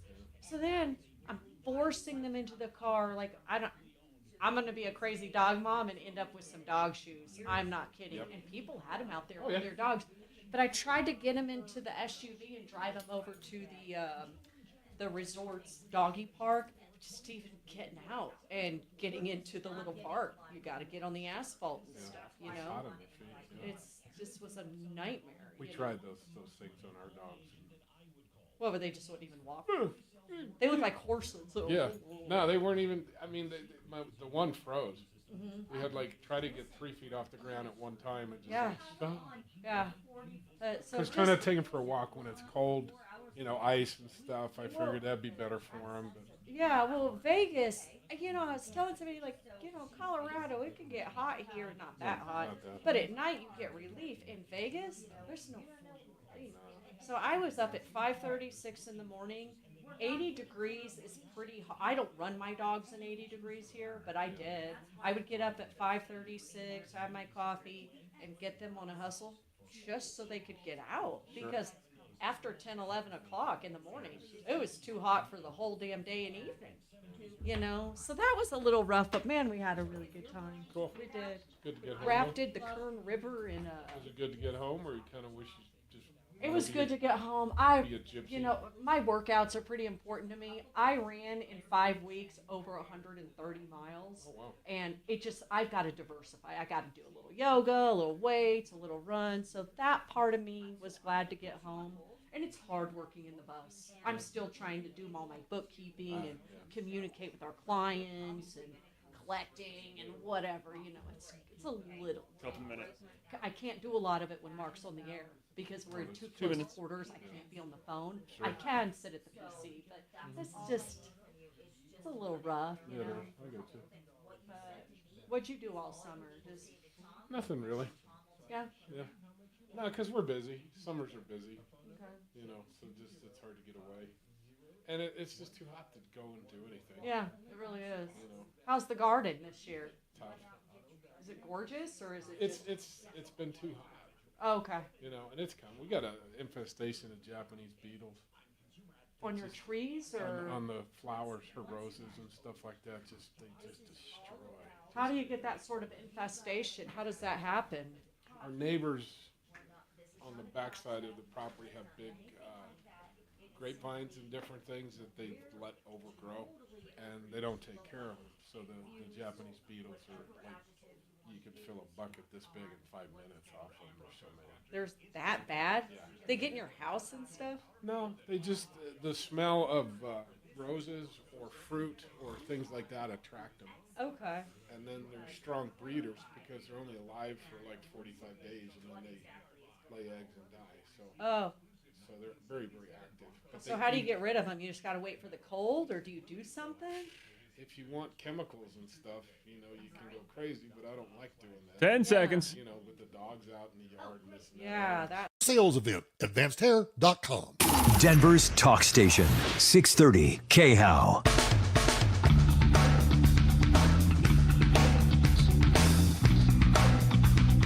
Hey, Tom Martino here, 303-713-TALK, 303-713-8255. So, guys, let's talk about this. Checking out cars before you buy them. I think that this is one of the most common problems we have. People buy a car as is. Now, this is what I have to emphasize. And by the way, we're taking your calls at 303-713-TALK. 303-713-8255. Okay, so when it comes to used cars, I don't care who you buy them from. I don't care who. It doesn't matter. No one will be offended. We have Rodney with us, JFR Cars. They do used cars. They can source new cars for you as brokers, or as a dealer. But let's talk. Are you offended if anyone asks to have a car checked? No, I'm actually encouraged because we can fix the problem, get it settled, and you walk away with confidence. You don't want somebody coming back pissed off? No. Okay, It's so about relationship with the broker. So, when somebody checks out a car, how does it work? How does it work? If they want to take it to a mechanic, how does that actually work? A lot of times I'll take it myself to whatever mechanic they want to send it to, Oh, or good. I'll get them a loaner, call it a loaner, and let them take it out for a day, and to let it go out to their mechanic. Okay. Oh, that's really good. So it's like a loaner for a day, or you do it, or how about mobile mechanics? Have you ever had mobile mechanics come on and look at a car? We do have a mobile mechanic right now, so that works out great. I mean, someone that works an independent Independent. Oh, We do really? have a mobile And they come and look at cars for people. Well, we don't use it in that manner, but we will have a car checked out if we had to. If the deal was done, we'll send him out and figure out. Do you remember what's going both out. of our mobile mechanics, not mechanics, but diagnostic services? Oh, yeah. We had automotive MDs, and then we had, that was years ago, and then we had Norris. What was it called? SOS inspections. SOS. He Thank did a you, great Susan. job, too. SOS inspections. He did a great job. And of course, you do them, Kevin. How much we do them all you the charge? time. 120. See, that's good, man. And it's bumper to bumper. We'll check them. And, you know, in a case like this with the Mazda, Rodney will probably agree, I would have recommended, even if it checked out, to not buy that car. Right. That's not a car I would recommend anybody buy. Even with 130,000. Yeah, I mean, 135. especially because of it. Yeah, with a turbo Mazda, it's just They're not good engines. It's a bomb waiting to go. Okay. Not Mazda in general, just that particular one. And That turbo. Yeah. That hence why particular engine. Yes. Hence why they stopped making it. They stopped making it. So, Linda, we got to figure out how to get her out of this. And we need to call that dealer to see if we can get that dealer on for sure, because I would like to know how they feel about this. So, I said in the beginning of the show, we're going to talk about something we normally don't talk about, and that's a new vehicle. You know, I said, the last new vehicle I personally know, maybe I'm wrong, are the new EVs, the Tesla, and then the Rivian, and then there's so many of them now, right? Right. The actual. Audi. Well, I'm not talking about like the old line makers that make EVs now, but I'm talking about new companies like Rivian and Tesla. Who else? New companies, right? But then this is not an EV, but it's a new car, and it's really the first new car to come along in a long time. And in fact, I'd love to hear the history of it. I don't know the history of it, but it is called the Grenadier, and it's made by Ineos. Do we know where that's out of? Because if it's out of, you said England? It's a conglomerate. It's a massive corporation that branched out in the cars for some reason. Yeah. See, I want to know more about the company, but the cars are not bad looking. Now, they top out, I think, at about 80-something, fully loaded. Tom? Yes. Let's go ahead and take line one. We do have Jared. Is Jared the salesperson? No, Jared is the mechanic Oh, that good. has Excellent. Linda's Excellent. car. Hey, Jared, thank you so much for coming on for Linda. Hey, Jared, listen, when she got to you the first time in that engine, did you explore the car with the first engine that blew up or that was bad? No, so she got it. She bought it down in Colorado. Right, that's right. And then then she went and had the engine blow up like immediately. I think like a week or two afterwards. No, that one we know, right? And then I Okay. thought they said they replaced it or fixed it, right? Yep, they told her they put a new engine in. And then when And then we know for that's sure the it wasn't one a new that's engine. the one you saw or that failed again, right? Yep. So what was wrong with that engine, that particular one? So she complained about like some noises and whatnot, and then she heard, saw oil down the side of her car. And I told her, I go, yeah, it's an oil leak, so we'll have to find it. And I think we ended up putting about 3 quarts of oil, and I think that car only holds about 4 quarts of oil, if I'm not mistaken. So it was run pretty low. So the rods were, the bearings are shot, and then that's what was causing the noise. Was it not? She said it wasn't bolted in. Well, that we'll get to that point. But like the first thing we saw was that the valve cover was actually damaged during installation. Yeah. So part of it was broke off, and that's what was causing oil to go out of the engine. Got it. And when I talked to this place down there, they were saying about sorry, I had somebody walk in my office. All right, sure. But they were saying that they had an oil leak. They tried to chase down. They couldn't find it. Well, we found it pretty quick, and I sent them a video of it just pouring out. But then, later on, so we just brought it in yesterday. We finally got some parts overnighted from Mazda so we could finish this up. That parts were missing.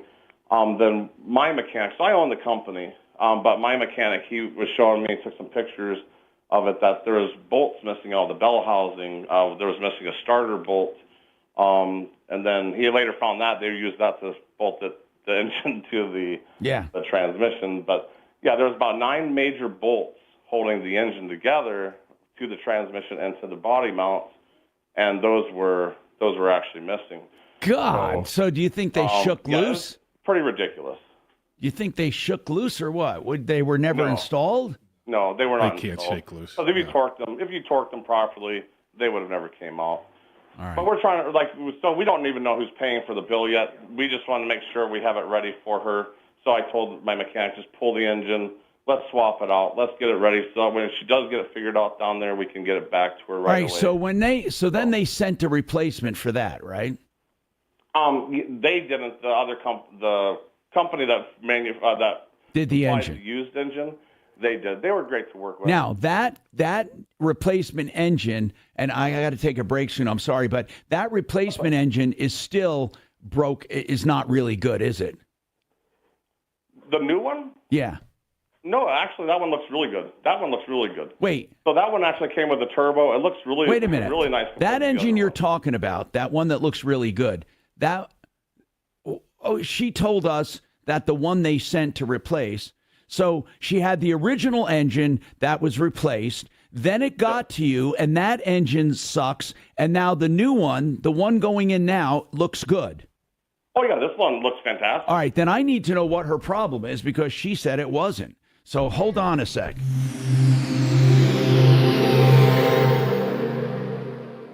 Sound like the new motor they just got had all the broken parts, not the one that was in the car. Yeah. Is she upset it's going to cost her $4,000 to install it? That's a little unreasonable. Well, that's what this tech said. He's not even sure who's paying for it yet. But the engine is there. The engine is there. Just sounds like they had some backyard schlock put it in. Hi, Eric. And a lot of times, though, the Okay, thank you. Okay, you too. Bye.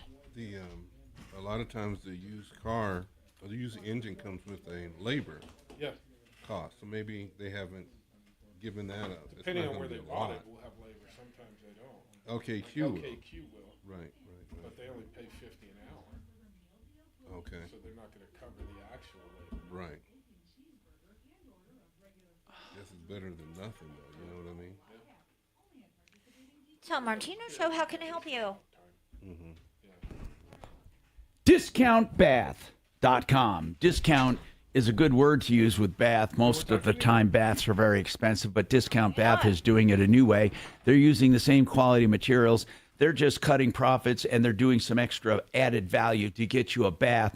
They want to do some volume, and they're hoping you'll trust them to do a discount bath, but a beautiful bath. Whether it's for the master bedroom or it's for a hallway, you need a half bath, or you want a bathroom in your basement, whatever it is, they can do beautiful bathrooms at discount prices. 720-979-2322. 720-979-2322. And if you go to discountbath.com and hit the Get Started button, I went through the process. You give your information and stuff. They're not going to bug you. And then they're going to send you a link to upload some video, and you'll get prices on the phone through the app. You ought to try it. Discountbath.com. Red Rocks Roof and Solar, one of the coolest solar companies I have found because they do it all from beginning to end. The sales, the installation, the service for all your warranties and service if something breaks. Most solar companies don't do that. They also help you through the process of your tax credits or financing if you need it. And if you're a commercial system, guess what? You get a commercial consultation for a REAP grant, which can pay for the entire system. You got to find out more, redrocksrs.com. That's Red Rocks Roof and Solar, 303-704-2449.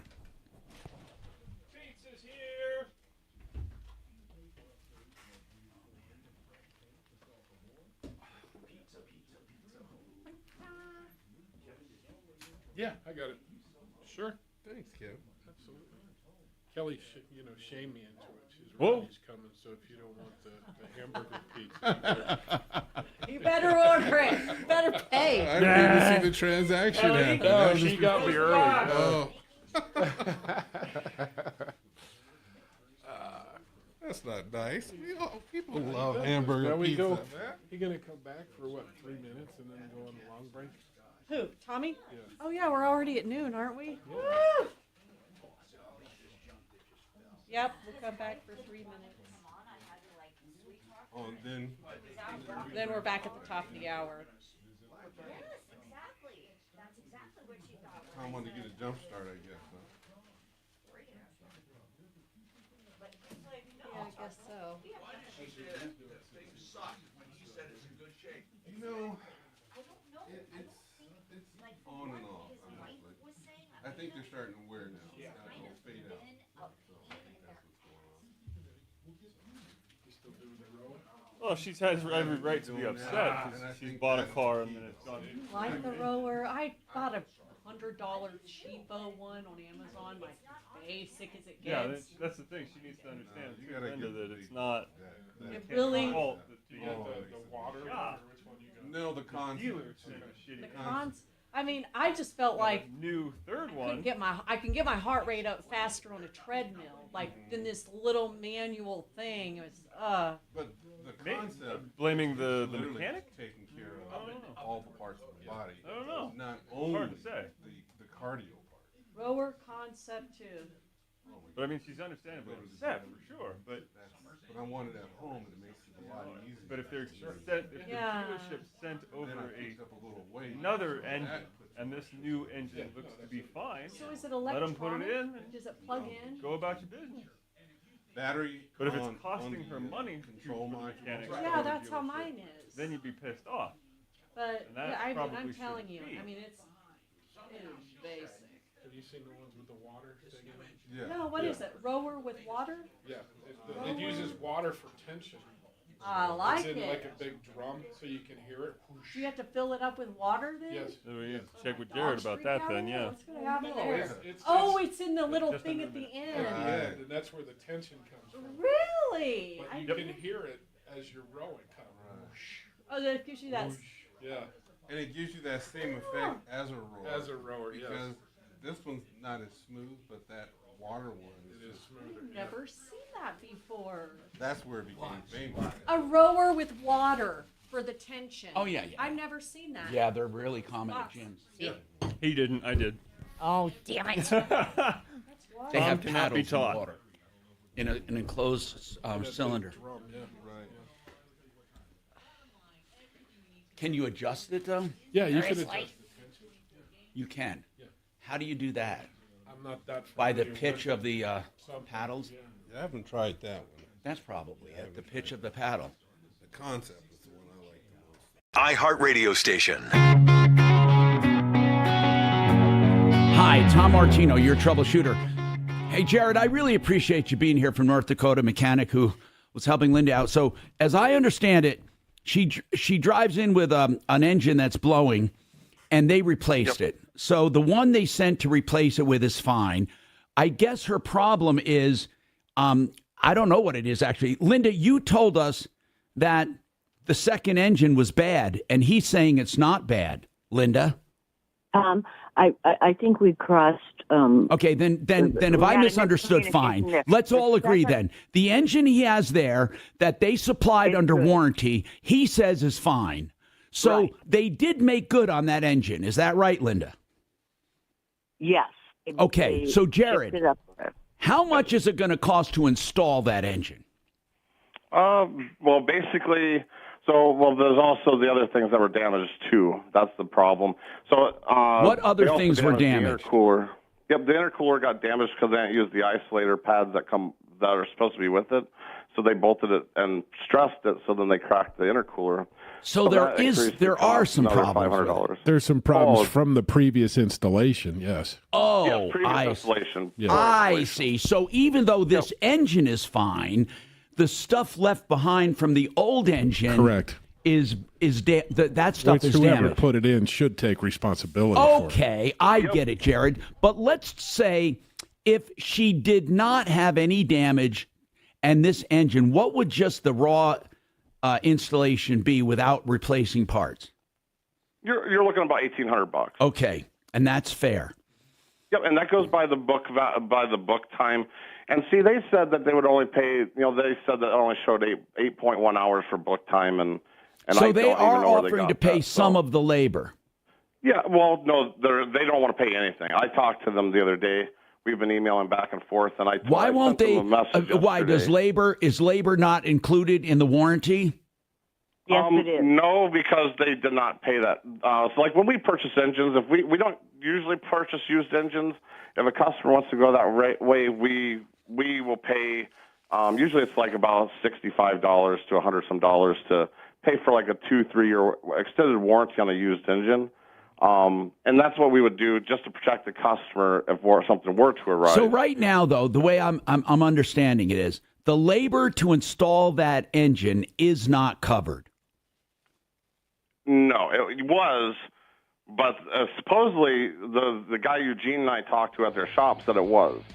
Then they sent over the paperwork, and then it said otherwise. And then we got back and forth with somebody else at the team, with their team. It's been a nightmare to talk to multiple people, and then they ultimately said they do not want to help her.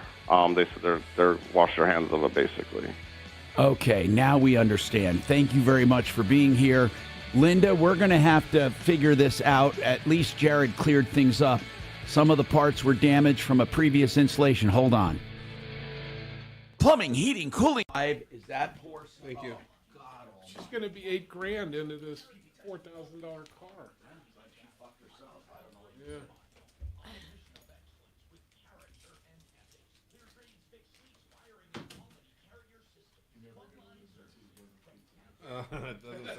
It looks like it's staying off in another way. Thank you so much, Jared. We really appreciate your time. If you could just hold on a little bit longer, we're going to get to you right after the break. Oh, we're done? Yeah, with him. Oh, you know what? Tell him we're going to try to get him paid. Tom just said, We're going to try to get those guys. we're done talking to you, but we're going to attempt to try to get you paid. Okay. That's what happens around here. Stuff happens like lightning. Anyway, thank you so much. Really appreciate your time. Okay. Yeah.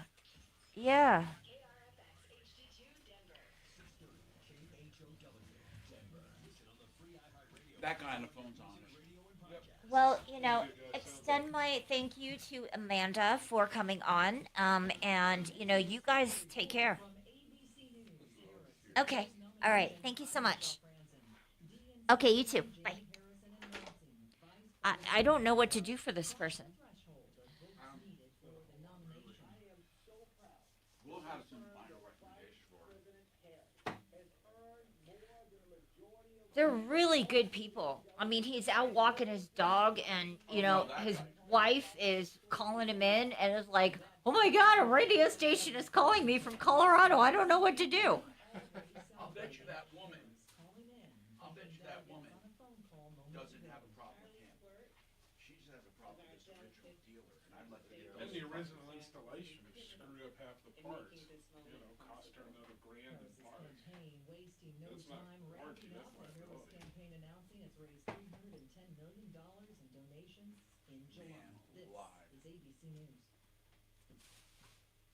Gaza ceasefire talks on hold after the alleged Israeli assassination. Hamas chief Ismail Haniyeh in Iran. Haniyeh was Hamas's lead negotiator in U.S.-led talks to pause the Gaza secure the release of over 100 What are they saying about this shooting? I wonder. President Biden calling him the What can they say? What could they possibly say? We Many of fucked the up. families We of the wanted him Israeli shot. hostages plunged once again into despair, knowing another push to bring their loved ones home is likely weeks away. Jordana Miller, ABC News, Jerusalem. A new study finds a regular aspirin could lower the risk of colon cancer by nearly 20%. Researchers at Massachusetts General Hospital say the benefits are most significant for high-risk patients, particularly those with a BMI over 25 and moderate to heavy alcohol users. Previous studies on daily aspirin warned about the risks of bleeding, and you should check with your doctor before making changes. Michelle Franzen, ABC. Music is a bridge between the material and the spiritual. My name is Harley Lauer, and I'm 82. As a blind person, you have to be aware that nobody can tell you what you can or can't do. You really have to try. Folks got me involved with radio in 1940, and that was the best Christmas present I ever got. When I was 11 years old is when I started to Thank you, Kevin, for the pizza. learn the accordion and then the cello. My wife, who was also blind, was a good cook. That's because it's Uncle Kevin. Uncle Kevin! America, let's do lunch. Got it next time, Kelly. Yeah, Okay. that's what we're all worried about.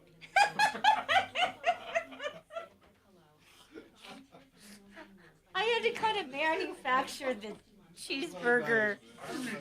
You'll never live it down, buddy. It'll never happen. Don't ask Ron.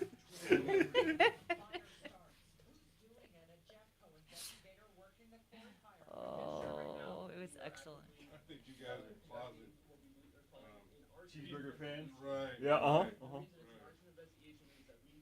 Actually, I've never had it from the Domino's, so I.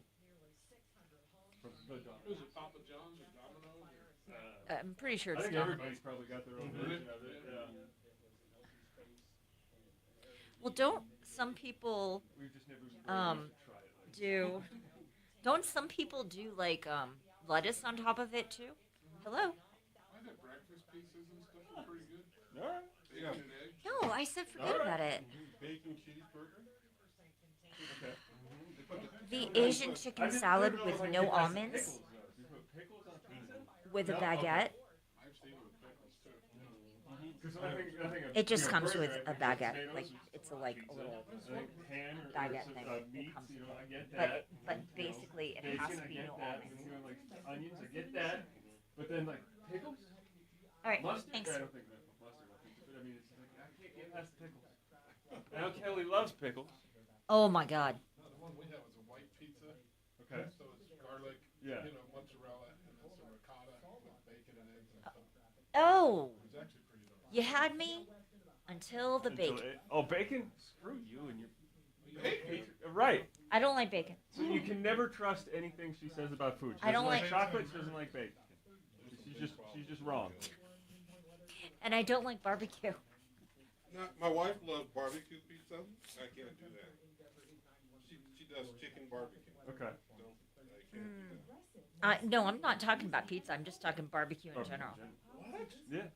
No, I can't do anything smoked. Right. She's just wrong. I don't like barbecue sauce. I don't like any of that. You're dumb about it. It's like I can't. I Processing. It. You can't. It's just nothing's working. It's like, wait a minute. No, that's not humanly possible. Maybe you just haven't had good barbecue. No, it's not that.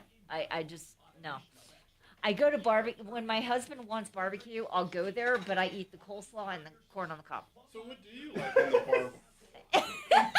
Is there brisket or something? I like celery. Give me a good stock of celery. I'll eat that. Oh my goodness. I like apples, grapes. No. This is just wrong. I love steak, chicken, pot roast, stuff like that. Good brisket. Yes, sir.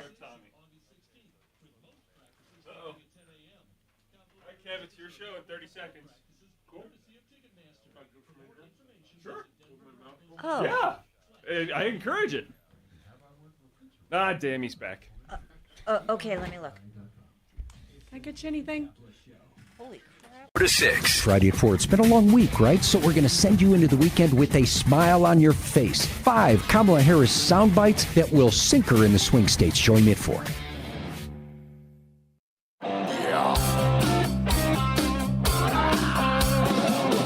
Ripped off, bad news. You need advice so you don't have to lose. We'll come running just as fast as we can. Troubleshooter's gonna help the common man. This is the Troubleshooter Show. Now, Tom Martino. Hi, Tom Martino here. Welcome to the show. 303-713-TALK is our number, 713-8255. This hour brought to you by GrossmanWellness.com. If you're looking for a clinic that does proactive health, I'm into proactive health, meaning wellness. That's GrossmanWellness.com for a small monthly fee. You get all of your prescriptions, your blood work every 3 months, and your supplements. It's a wonderful program. And then you can text your doc at any time. It's called Concierge. GrossmanWellness.com. Believe me, some people spend more than that on crap, let alone your health. Now, Eric wrote to me, and I don't even... Do you know when someone is so stupid you don't even know where to begin? Like they're totally out of the universe of common sense and smartness that you can't even, it's hard to explain to them. I'm going to explain this situation to you. I made a statement that older cars are being phased out of the marketplace. And I said specifically pre-1985 and older. I said they're being phased out, meaning they're getting older, they're getting more and more miles on them, and therefore being retired. It's called attrition. As cars get older, they get retired. And I said more and more newer cars are on the roads. So technically, you should probably do away with the air program requirements or the emissions requirements for those older cars. There's so few of them compared to newer cars. This moron calls, I'm not going to call him a moron because that's what I call my YouTube people, and he doesn't deserve that badge of honor. This jamoke calls and says, no, older cars are growing on the roads. I said, well, that's quite impossible. It's not happening. I said, the older cars are being phased out. So he writes an article thinking that he got me. He sends me an article from Car and Driver thinking that it proves his point. When really, I can't even explain how stupid he is. In fact, because he's so stupid, he won't understand how stupid he is. Because what the article, and I want to know, the article is saying, listen to this. Now, remember what I said. Older cars are being phased out. Pre-1985. No newer ones are coming on. They're automatically, by nature, being phased out because of mileage and age, and there's no reason to cause holy hell for people with emissions tests on those older cars, because most newer cars are better at passing emissions. So keep the emissions test every 5 to 7 years, maybe every 10 years for newer cars, and just forget those old tests. Just give these people a break. This guy says, oh, no, Tom. There are plenty of old cars. In fact, the number of old cars are growing. And I said, that is impossible, you retard. Okay, I shouldn't use that word, but that's what the guy is. Okay, so, okay, I'm sorry. Okay, I don't mean anything by that. But what else? Okay, here's what he says. He sends an article from Car and Driver. And Eric, if you're listening, I'm sorry. I know you listen, but you're stupid. And here's why. The headline of this, tell me what's wrong with this. Remember what I said. Now remember, here's what the headline says. Average age of vehicles in U.S. continues to rise. Well, of course it does. People are keeping their cars on the road longer. Does that mean the number of cars prior to 1985 are growing? No. Of course not. In fact, it would be impossible. They don't make them, and they get used up year by year by year. It's called attrition. Now, are there more older cars on the road than there used to be? Could be. 5 and 10-year-old Could cars. be. Sure. Because people, instead of keeping a car 5 years, might keep it 10. They may even keep it 15. But they're still newer cars. Right. They're newer cars being kept longer, you stupid idiot. So he has the nerve to send this email and say, Tom is a moron. I mean, see, that's what I mean. When you have an argument with someone and they're so stupid they don't even know the argument, you can't argue with them because you can't fight it. You can't fight stupidity. I agree the average age of vehicles is continuing to rise, but not the emissions. Not because those older, junkier cars are going away. They're not putting new ones on the road, you moron, you idiot. So people are keeping their cars longer. So if you keep a year 2000 car for 20 years, it's still a year 2000. It's still newer emissions, newer equipment. It's not pre-1985.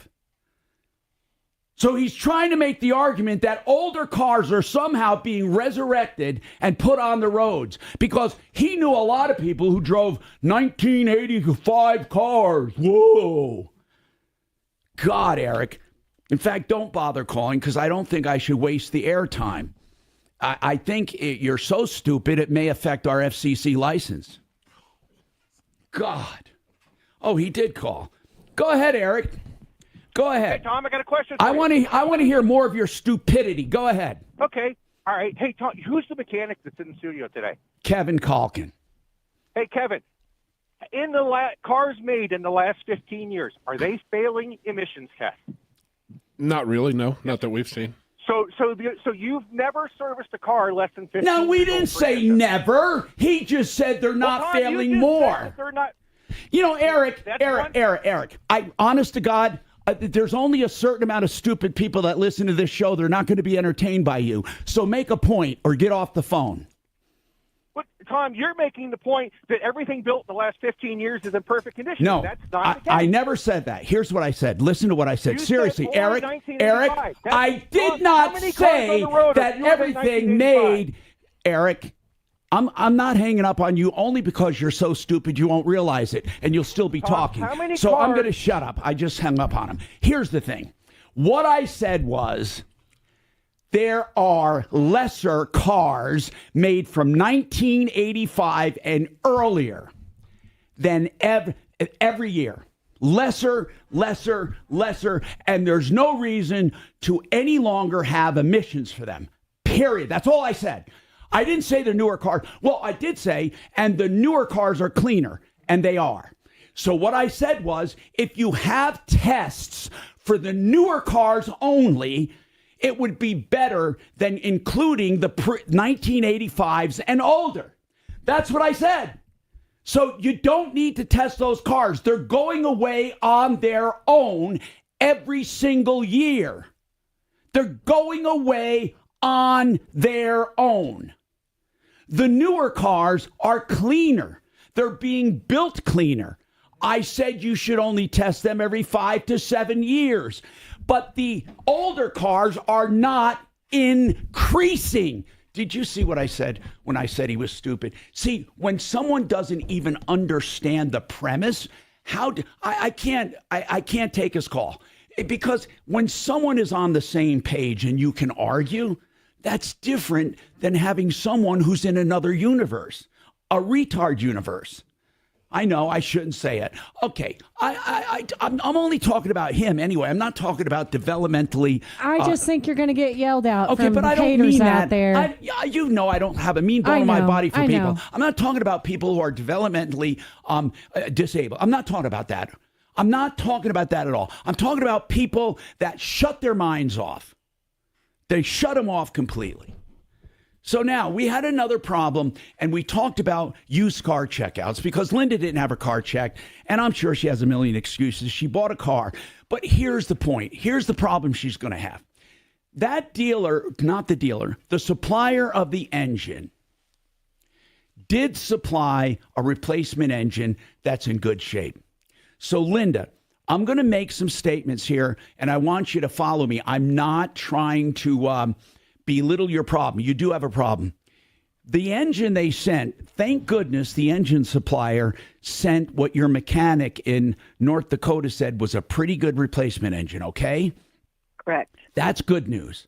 The bad news is that the previous installation of that other engine, they hurt some stuff in your car that needs to be fixed. And I think that dealer or whoever did that previous installation should fix those things or should pay for them. But I don't think they're going to easily. You may have to go to small claims court. Now, we're going to try calling them. Who did the installation of that previous engine? Do you know? His name was Eugene. He works for Springs Automotive. Okay, so it was their shop that did it. Yes, and he, Tom, may I just make a statement? Yeah. He put me on the road from Idaho Springs to North Dakota in a freaking death trap on wheels. Well, okay, but Linda, I get it. But what does that have to do with the problem right now? The problem is I don't have any wheels, and I live in no, but Idaho I mean, Springs. see, Linda, you made a statement about he put you on a death trap. Yeah, he was a bad dude, okay? But what does that have to do with what we're trying to get accomplished right now? We're trying to get whoever was responsible for that engine to pay for the damages when they installed it. Right. Okay. So I get you got a lot of past history with them and you don't like him and all of that. But none of that's going to matter right now. What matters now is that the guy did a terrible installation and it ruined some parts in your engine that you could have reused. But I want to tell you something else. No matter what, you would have had to pay $1,800 to install that engine, no matter what, because the warranty's not covering it. Now, what I'd like to do Well, it's actually 4,000, Tom, with all the labor. I mean, 1,800 is the labor with all of the replacement parts. That's right. That's right. I do have. But here's what I want to do, Linda. I want to try to get Springs Automotive. I want to try to get them to pony up some money to help you, not because I think it's all their fault to begin with. Well, she said she had a warranty right there. What does it say as far as labor? Can I read this in black and white to you? Go ahead. It says warranty on parts and labor is 1 year or 12,000 miles. Oh, wait a minute. Whichever comes first. Wait a minute. That's on that used replacement engine? That's on their paperwork when she Really, paid you them. have to send that to us. Hey, Kachina, get that to us. We need to call Springs Automotive. It's time for them to come on. Did you call them? Who did you work with over there at Springs, Linda? The owner is Guy, and the Guy is the owner? Yes, but he they don't answer. Well, they're going to answer. They're going to answer, or we're going to inundate them. Okay, they're going to answer. So we're going to call them right now. Hold on. Tom, What? let me give you two more names. Huston. Yeah, do is it off the air. sales Do it to manager. Kachina. Kachina, get those names from her. We should call. Listen, they screwed her. Okay, let's just say it. They screwed this woman. This poor woman. Listen, the company that supplied the engine, they're stand up. They're supplying the second engine, but the warranty covers labor. And why are they not covering labor? We need. We need to call the engine company too, I guess. Well, no, the engine company has an extended warranty if you purchase it. And these guys... She said she has the warranty from the installation. She paid the dealership to install the motor. They gave her a 12/12 warranty. They have to stand behind the labor. The dealership? Yes. So, Linda, she's talking to... Okay, let's go to Mike. Mike, you have a comment on cars? Go ahead, Mike. Oh, yeah, Tom. First, I agree with you. The average age of the fleet out there has increased. Yes, it is. Yeah, It's increasing. costs have gone up. People are keeping cars longer. And I want to give a shout out to my brother Mitch. Please tell your Don McLean story. Your brother Mitch. Yeah, tell me the Don McLean. Well, it's a real quick story because I can't tell it now, but it's on YouTube and it's on. But I'll recap it in about 30 seconds when I come back. I got to take this break. You're getting the dealership. Good afternoon. Thanks so much for calling the Tom Martino Show. How can I help you?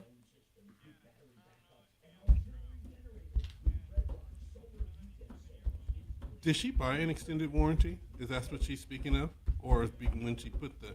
She's reading warranty from somewhere. She paid the dealership that $4,800 to install the motor, and that's the receipt they gave her. So whether the engine company stands behind labor or not, it's the dealer that took responsibility. Hold on, guys. Genesis Total Exteriors for all of the exterior of your home and storm damage from top to bottom. They can do the roof, the soffits, And is fascia. this a hotel? They or can is do the this gutters. They can do the siding, stucco, decks, painting, whatever you need, they can do. That's GenesisTotalExteriors.com. And they have a new siding out that's a wonderful siding called the line siding, which is practically indestructible. It is a composite siding, and he says it is impact Drew, resistant, I remember you. This and is it Kelly. is I've one of the spoken with best you products he's before. ever seen. Okay, Why don't so you this call is the Genesis place for that this you're and living? other things like mold inspection, remediation, and removal? That's GenesisTotalExteriors.com, 303-679-8509. Hey, you want to hear about a great window? It's called Alpin. It's they were making commercial windows right here in Colorado. Then they moved into the residential market, and K&H Home Solutions is their exclusive dealer for home windows. Now, let me explain this to you. We got a great heritage in both Alpin windows made right here in Colorado and K&H Home Solutions, the oldest home improvement company in Colorado. KHWindows.com. You can find out more about this fabulous window. An insulated fiberglass frame and an insulated glass unit, second to none. 303-421-7100. 421-7100.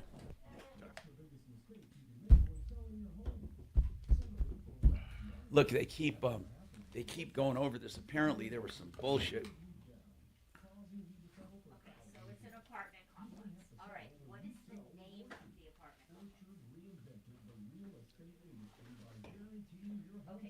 Who did she bring in for vice president? No, they don't know yet. They haven't. I think they said something. Did they?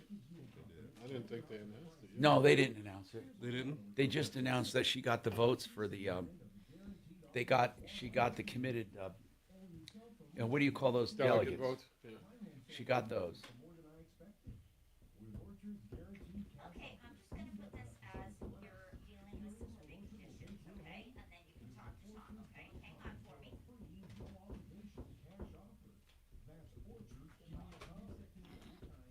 Peppers are pretty hot there, buddy. Are they? You know, it's amazing that like pickles. originally she said they didn't have anyone on that roof because the pitch was too steep. Remember that stupid statement?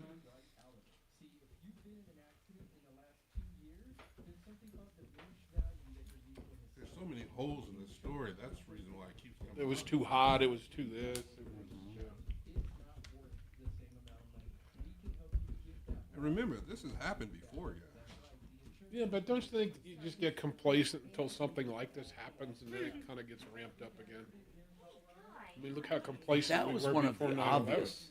That was one of the obvious surfaces right there. Yeah. I mean, they were on all the other buildings. They just skipped that one completely. Yeah, all the tin hats are going to be all over that one. Yeah. Because they were talking. But what's really crazy is 6 minutes before he started shooting, people were saying, "Hey, there's a guy up there with a gun." This guy up there with a gun. Yeah. That's fucking stupid. Man, he could have killed a lot of people. Oh, I know. It's amazing. There was 5 shots, right? I don't know. Yeah, I think it was 5 shots. But man, he could have. Oh. Scary.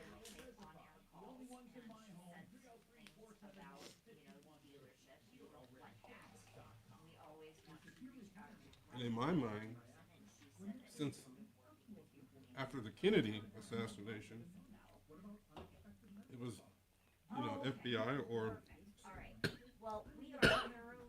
was the FBI or Secret Service had a part in it, in my opinion, after listening to all the facts that are out there. Yeah, but just all the nonsense. The guy walking around with a rangefinder. He's flying a drone all over the place. He's this, he's that. I mean, And a ladder next to the building. Right. He left there. He left a ladder there so he could get up there. It's crazy. Do you think they were like patrol and see a ladder? Well, just in periphery. I mean, the sniper sitting up there, a counter sniper, scoping things. You're not going to see a guy. Well, the fucking spectators did. Yeah.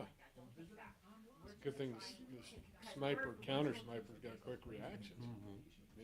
Within a couple seconds. Has anybody ever interviewed the kid that killed who killed the sniper? I mean, who killed the shooter? You mean? I don't know that they have. The what? Available. The counter sniper. Whether they made him available. I don't think they want to disclose who he is, but I could be wrong. I think you're right. I think you're absolutely right. They have to brief him and make sure he doesn't say the wrong things. And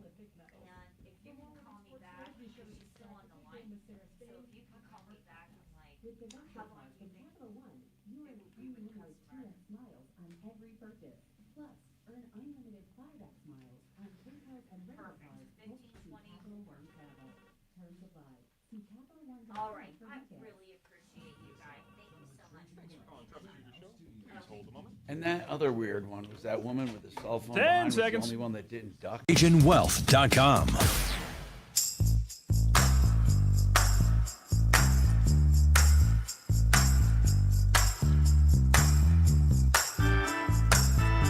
Hi, Tom Martino here, 303-713-TALK, 713-8255. Let's talk to Drew. And what are we going to do with Linda? We're going to call the dealership, try to get him on. Drew?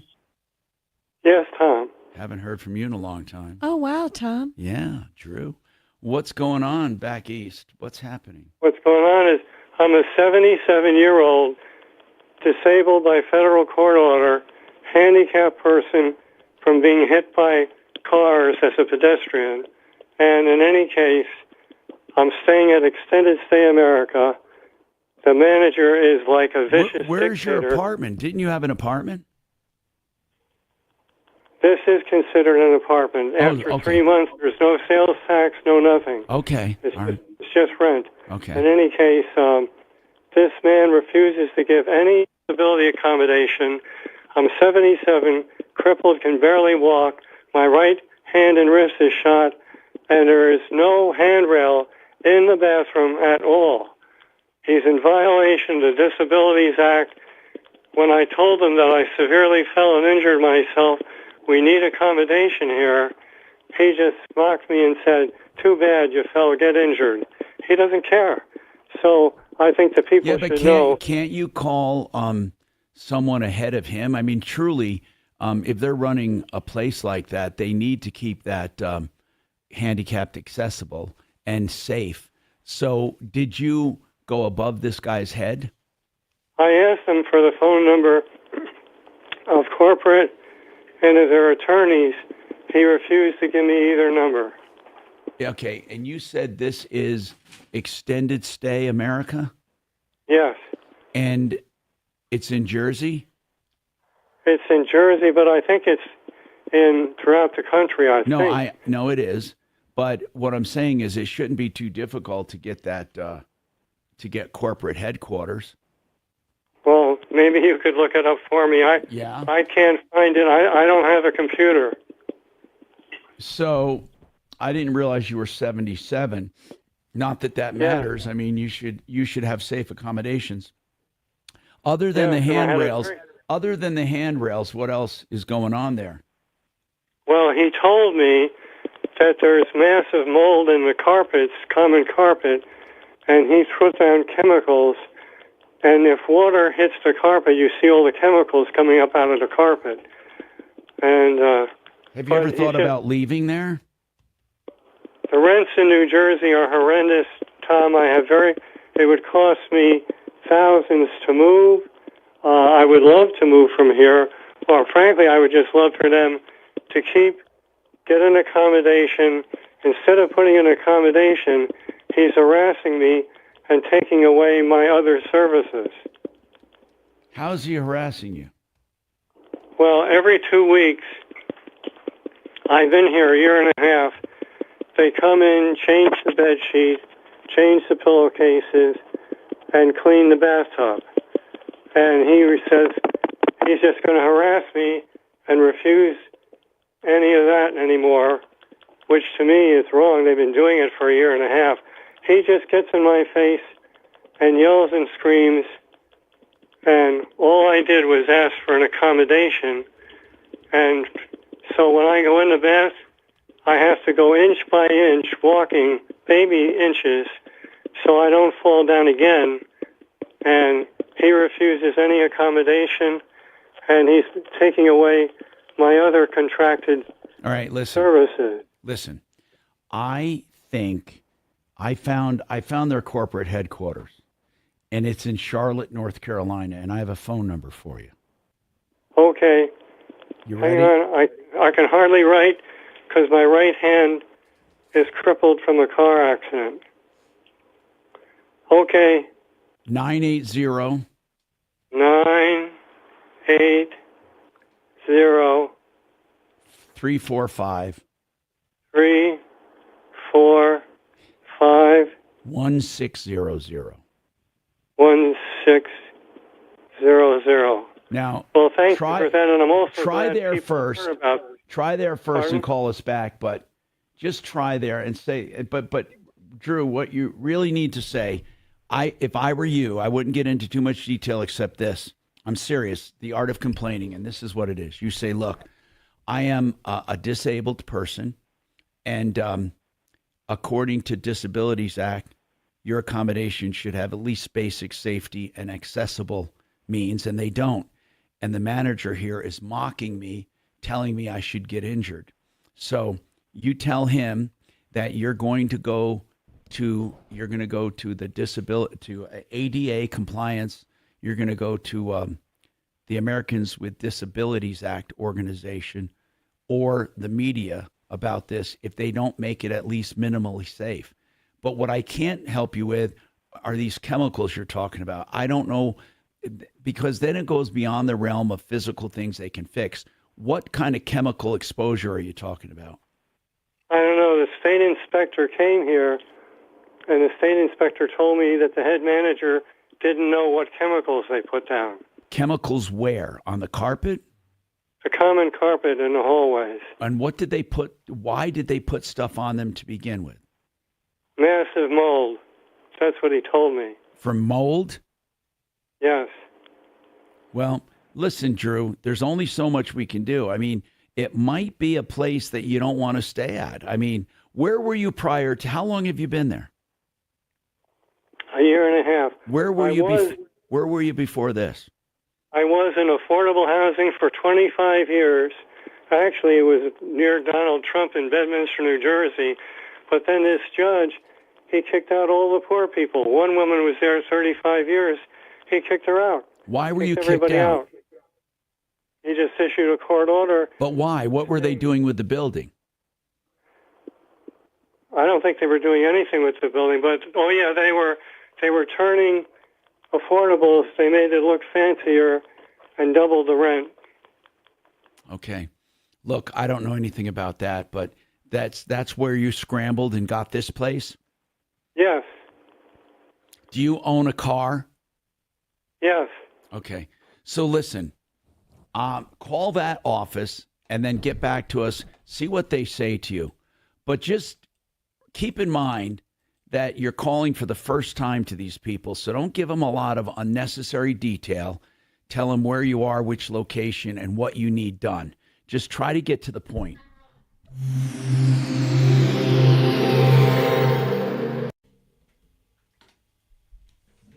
I sold Drew a car. From Jersey? Yeah. You did? Mm-hmm. Did you ship it to him? I bought it from someplace in New York and had it shipped from there to his house.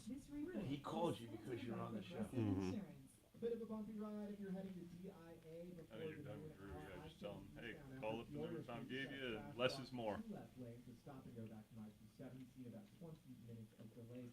Just east of there, I-70 eastbound again before Pena Boulevard. The stall block in two left lanes has slow traffic. What do you think of him? Heading out west into the high country, I-70 westbound. The Secret Service, he's a politician. Strawberries? I mean, he's ex-military, but he can't answer questions. Yeah, pineapple. He just does a toe tap every time somebody asks. Huh. What's he gonna do? Shut up and say, you know, we screwed up. Baby Orange We're gonna like fix it. salad. And it's over. I don't understand the whole song and dance that has to go on because it's obvious they screwed up.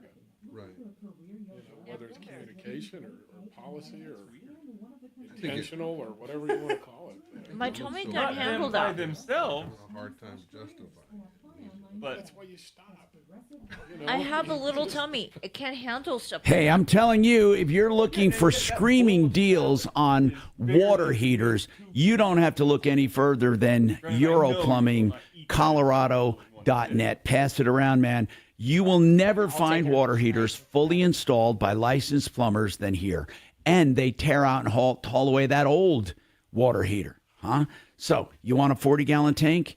It's $13.99 fully installed. That's new flex line for the gas and water supply. So if you want a 50-gallon tank, it's $14.99.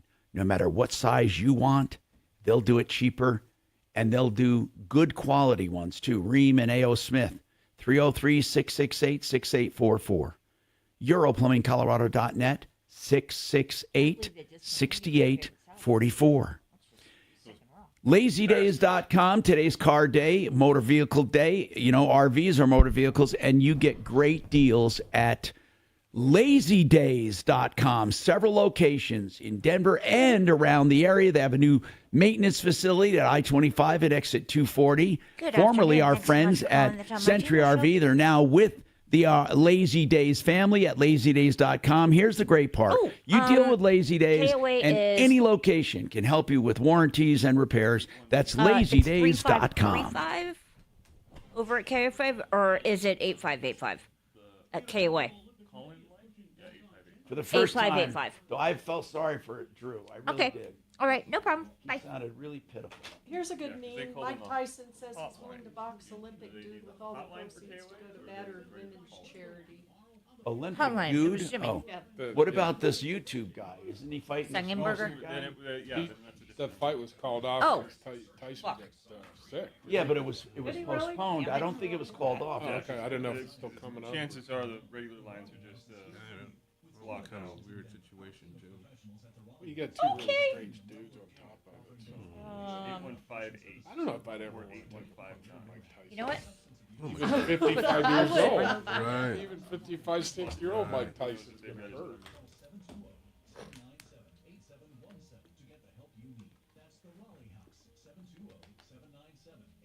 I read his autobiography 3 or 4 years ago. He's a survivor. He's been through hell and He back. has.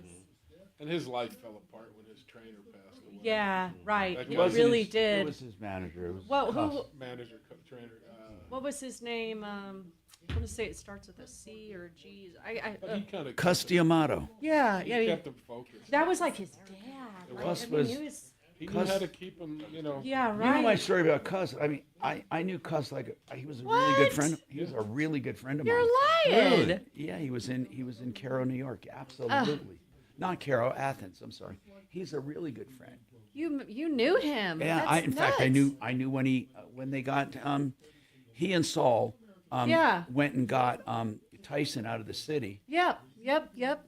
and I watched Tyson Yeah. when he was a kid. It's amazing what he came from, and how he was, treated by Cain. And in fact, he was Cuss did adopt him, legally. Yes, right. It was a good biography book. I really autobiography is good.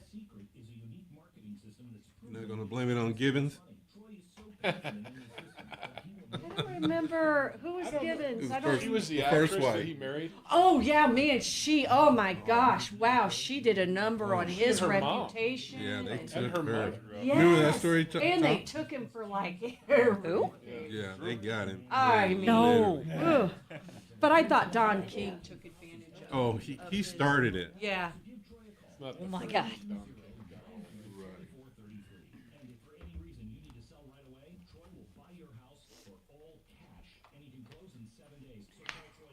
Cuss lived with his sister-in-law, Camille. Camille was married to Cuss's brother. Good And when he afternoon. died, Thanks so Cuss much for moved calling in the to Tom help her. Martino That Show. was an Italian kind of tradition. That it was weird. They didn't get married. They weren't married. don't They wanna didn't. touch you either. But he helped her. And then she had a place in the country, and he turned it into a training facility. and then he trained people. And young Any big boxers. names? Good afternoon. Floyd Thanks so much for Patterson. calling the Tom was him? Martino Show. That was his. Oh. Jose Torres. Oh, I know him too. Yeah. And then Mike Tyson. The other ones were regionally Okay, famous. what's your name? And Golden Gloves. Mm-hmm. But those were the three biggies. Or a B? And then he, yeah. I felt bad about his little kid that died too. That was Whose? sad. His little 6-year-old got killed on a treadmill. All right, hold on for me. Tyson's. See, I lost touch with Mike. because- Yeah. Online at khout.com.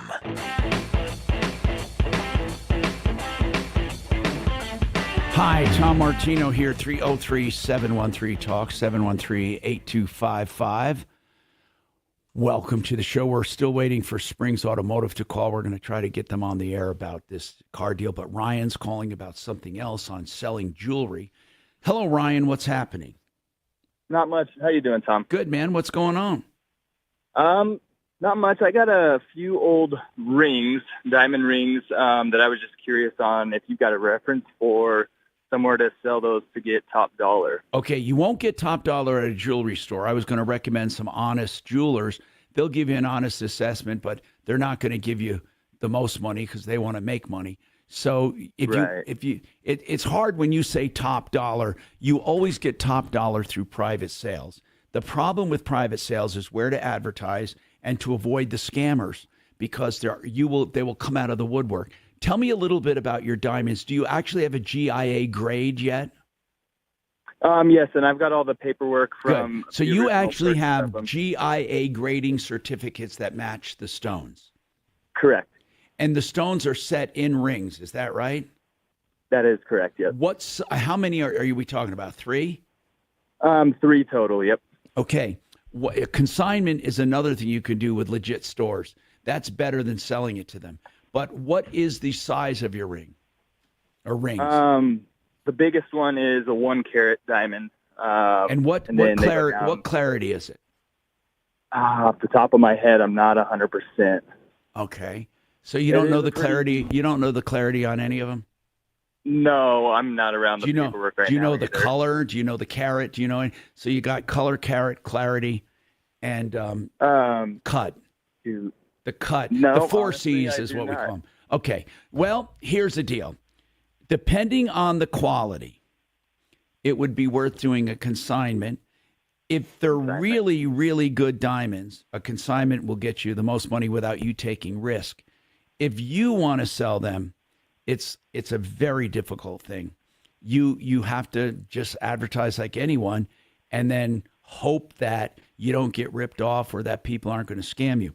Gotcha. Are all 4 of them rings? Yes, they are. And are they women's rings or men's rings? Women's rings. And are they pear-shaped, square, or marquee? What are they? All 3 are pair. Okay, pear that's lost a little luster lately as far as popularity. Square has taken over, but it doesn't matter. I mean, round is still popular, but pear is the least popular as far as desirability nowadays. But you may so where do you sell them? I would truly start with a good jewelry store to see if they would do a consignment and what they think you could get and what they will take. That's what I would do. And consignment or private. Yeah, but private is risky. Now, I used to know, I still know him really well. We have Jay Feder Jewelers. In my opinion, when it comes to diamonds, there's no one better. And Mark, the son, has taken over. Jay's in Israel now. Jay and Celia, but Mark has taken over. Mark spends his time between here and Boca Raton, but he's got good people over there. I think, no matter who you get over there, they're honest people, at least to start and get their opinions. You know, they'll be honest with you. They might offer you something you'll want, or they might tell you what they think you can get on consignment. But that's where I would start, because no matter what, I mean, they can even have tips on selling it privately. They used to have a store downtown. I don't think they do anymore, but I do think they have one in Greenwood Village. J. Fetter Okay, I'll look Jewelers. into that. J. Fetter Jewelers. Yeah, here's a number listed for him at the Landmark in Greenwood, 303-534-0251. They're just dear friends of mine. I have no commercial relationship with them, but they're really good people. Okay, perfect. Well, thank you, Tom. I appreciate it. No problem, man. Hope it goes well. Suze, you know about Pear Shape, right? Yeah. Do you think they're cool because they're it's kind pretty. of It's considered not my favorite. They're kind of considered the old fogey stuff. Yeah, but the pear. they're all diamonds are pretty. Again, the squares have really taken over. Holy crap! That's my favorite. Yeah, squares. And then round are always classic, and people like rounds. Are the lab diamonds kind of taking over for No, natural? not or at not all. really. Not at all. But they are definitely making a mark. They're not taking over. Yeah, my earrings are lab. But here's the thing about a lab: you get perfect. They're gorgeous. You yeah. get perfect, and they are diamonds. I mean, now somebody can tell who a gemologist can tell because they are so perfect. They're way better than cubic zirconians and all that, right? The lab, they're real diamonds. They're real freaking diamonds. I mean, man. they're just grown in a lab, like they speed up the process. or however they do it. I don't know. I don't even know the process, but do they actually start with coal? I mean, I don't even know. I don't know. Yeah. Honest to God, I mean, I think they take an original bud and then just speed up the process of growing it. I could be wrong. Well, they're not really grown. They're pressed. Diamonds are more pressed, and they come out like a rock, and then they're cut and they're polished. But they call it growing, but it's not really growing like a pearl. A pearl is grown. A pearl is actually grown with layers. A diamond is compressed, and I don't know how they do it. Look it up, man. That's but lab-grown diamonds. What they do is, it says the method uses large presses to apply pressures up to 730,000 psi and heat to over 2,700 degrees. Oh my God. To a small diamond seed placed in pure carbon. A seed. What is? Oh, okay. What is Yeah. a seed? I don't even know. I think that's how it starts. Like a diamond takes a bazillion years to make. They speed up the process. All right, we got more coming up. Cool. Are they the same price now? Or No, labs are a little cheaper. Hope that helps, Ryan. Thanks for Not calling. it's not significantly cheaper. But they're perfect. I mean, it's almost like taking the fun out of it because you used to have to try to find perfect. Oh, yeah. Or nothing's really, there's hardly any perfect diamonds, but they're called the clarity. You would get a Look at you, VVS, that would be throwing a my very stuff bad away. You still get that on the labs. Not on the On labs. my lab earrings, I have them rated and everything. I wonder That's if they right, I measure. know I this wonder is if they jazzy, put in so I'm just gonna throw it in the trash. I was trying But to like a VSI would be a very slight imperfection. Yep. Or a VV, very, very slight. VVS. There's so many different grades. And then you have SI, which is slightly imperfect, right? And then you have an I. That's not a Which is disposable imperfect. piece of plastic. But see, some people don't It looked care. like this. Because it depends on where that And again, I imperfection is. reiterate, You get one that that's plate on the has been side there for that 2 you don't weeks. see. Miss And Kelly that likes you to have a clean up. really fucking Hey, I'll beautiful diamond sheep. I don't care. Frank Duran, therealestateman.com. Frank does buying and selling. He's a broker. And he does a free market valuation of your property to see what it will sell for. So if you're just curious or you think you might want to list, he'll do a valuation or an analysis, and he'll look at everything, all the factors that affect your house, like ones just like it, the competition, the neighborhood. And then he gives you a really good analysis. So get some knowledge free of charge from Frank Duran, therealestateman.com, 303-920-1622. Hey, the Art of Granite, you've heard me talk about him before because really, I don't think there's anywhere better to get countertops. If you're looking for kitchen counters, dining room counters, pass-through counters, serving counters, islands, bars, maybe you want windowsills, book nooks. If you want natural stone or granite or any kind of man-made material, they do it all. And they do wholesale on all materials, tear out and haul aways free. And remember this, if you get it from their remnant yard, if you can find it in the remnant yard, you get the materials free of charge. Call for your price. theartofgranite.com, 303-386-5919.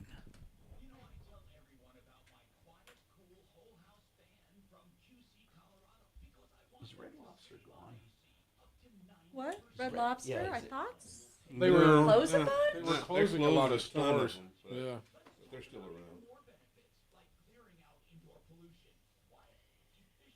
And talking about Mike Tyson, yeah, his 4-year-old in 2009, she accidentally hung herself from a cord. Poppy seed. Isn't that sad? Tyson's been through. Is Deputy Dollar around today, or Deputy? Yes, Scott. Is Scott around? You know. Dollar. Yeah. Is Deputy Dollar around? Yeah. Yes. This problem. This guy's Trying to figure out why I get Mark and Miles solicitations on my text. Yes. What do you need? Politics and donations. It's like they That button gave only my changed. phone number. I know, but he should have his headphones on. Does he not have his headphones on? He likes to play with his earpiece, so it's hardly always difficult to tell whether or not he's actually Takes got a it few in. weeks to a few months. But again, he's probably Yeah, only from the listening seed to with program. that pressure. Isn't that crazy? Yeah. What is the? Can you ask what the seed is? What is a seed? Well, it's like you remember sugar crystals in like elementary schools. But they don't grow. Seed. They Well, actually they take do. thousands of years, Yeah, they Tom, to actually do grow. grow a That's seed how a into a diamond. That's how a real, or But, you know, but a when you say natural grow, diamond. no, naturally, but there's A diamond pressure seed pressure is on carbon it is says what it's it a is. tiny diamond particle or carbon Yes. source that serves as the foundation for growing lab-grown diamonds. It's a single crystal diamond that acts as a template, Right. providing the carbon atoms needed for a diamond creation. Under high pressure, high temperature, and then a mist of carbon is applied to it, and it actually adheres. So the and grows carbon, so you have to add to it with pressure, with pressure. because it doesn't bud out. It doesn't bud out. It accumulates this mist of a yeah. It's put in a reactor, they call it, and it's actually Kind of layering, right? Kind of layering, yeah. Yeah, so.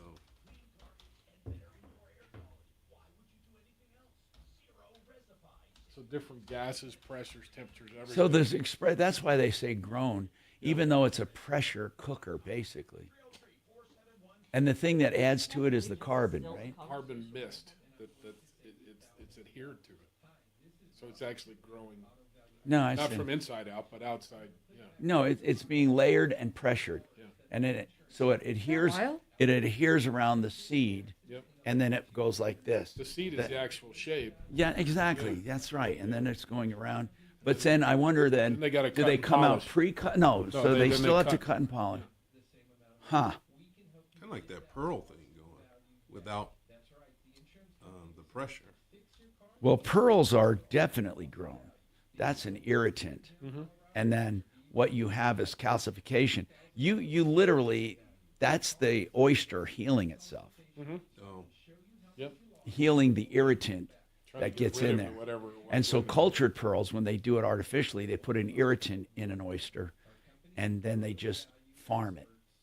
But they artificially introduce the irritant, whereas in nature, the irritant is in there, and then the oyster forms this pearl to protect itself. And then when people started opening these oysters, they see these round little, and those are really expensive natural pearls because, holy shit. Can you tell the difference between the Cultured and really, yes, because cultured, well, yeah, cultured are more perfect, although they do make a culture that looks like a natural. It's the old thing where you rub it on your teeth. Something, the roughness of the. Aiming to cut through the clutter and wash out the white noise of the mainstream media. The only missing ingredient is you. Join me each day of the work week starting at 2 here on 630 KHOW.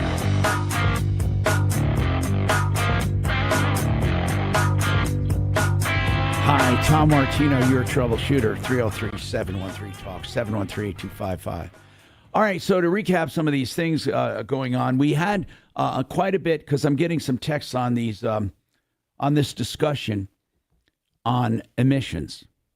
And I think what we've learned is pretty important, and that is if you sell a car in Colorado and the car is registered in Colorado in an emissions area, you have to guarantee it'll pass emissions. But this is what's weird. If you're a dealer, you give a voucher that allows them to go and get a test within 3 days. If it doesn't pass, you either have to fix it or undo the deal. And if you don't, you lose your license. But if you're an individual and you sell a car, you still have to guarantee that it will pass. But you do not have to provide a test or a sticker. You simply have to say it'll pass. If it doesn't pass, here's the crazy thing. The seller doesn't have to do anything for you. They don't have to take the car back. They don't have to fix it. Now, you could go to court over it and probably win. But even our air guy said, you may win, but sometimes you don't. So it's not a guarantee with a private owner sale. And then if the car is from out of state, all bets are off. So if you want to be sure that a car passes emissions before you buy it, Kevin, do you guys have mock tests to tell? Could you tell if a car can pass or not at your shop, or do they have to run it through the program? We can tell fairly close, but no, don't not you remember precisely. when they used to let gas stations do the Yeah, testing? we Why used don't to they have do that 4 or anymore? 5 gas analyzers. They don't do it anymore because of the cheating, right? Well, that's what the claim was, but I just think it's more centralized. Okay. Yeah. So the air program, you would have to just go get it tested. Yeah, and it's then just spend the $25. money. I And, mean, if it doesn't pass, don't buy it. I mean, really, that's the only way to protect yourself. Exactly. It really is. You could end up spending a lot of money on that car. And so the bottom line is get the car checked out.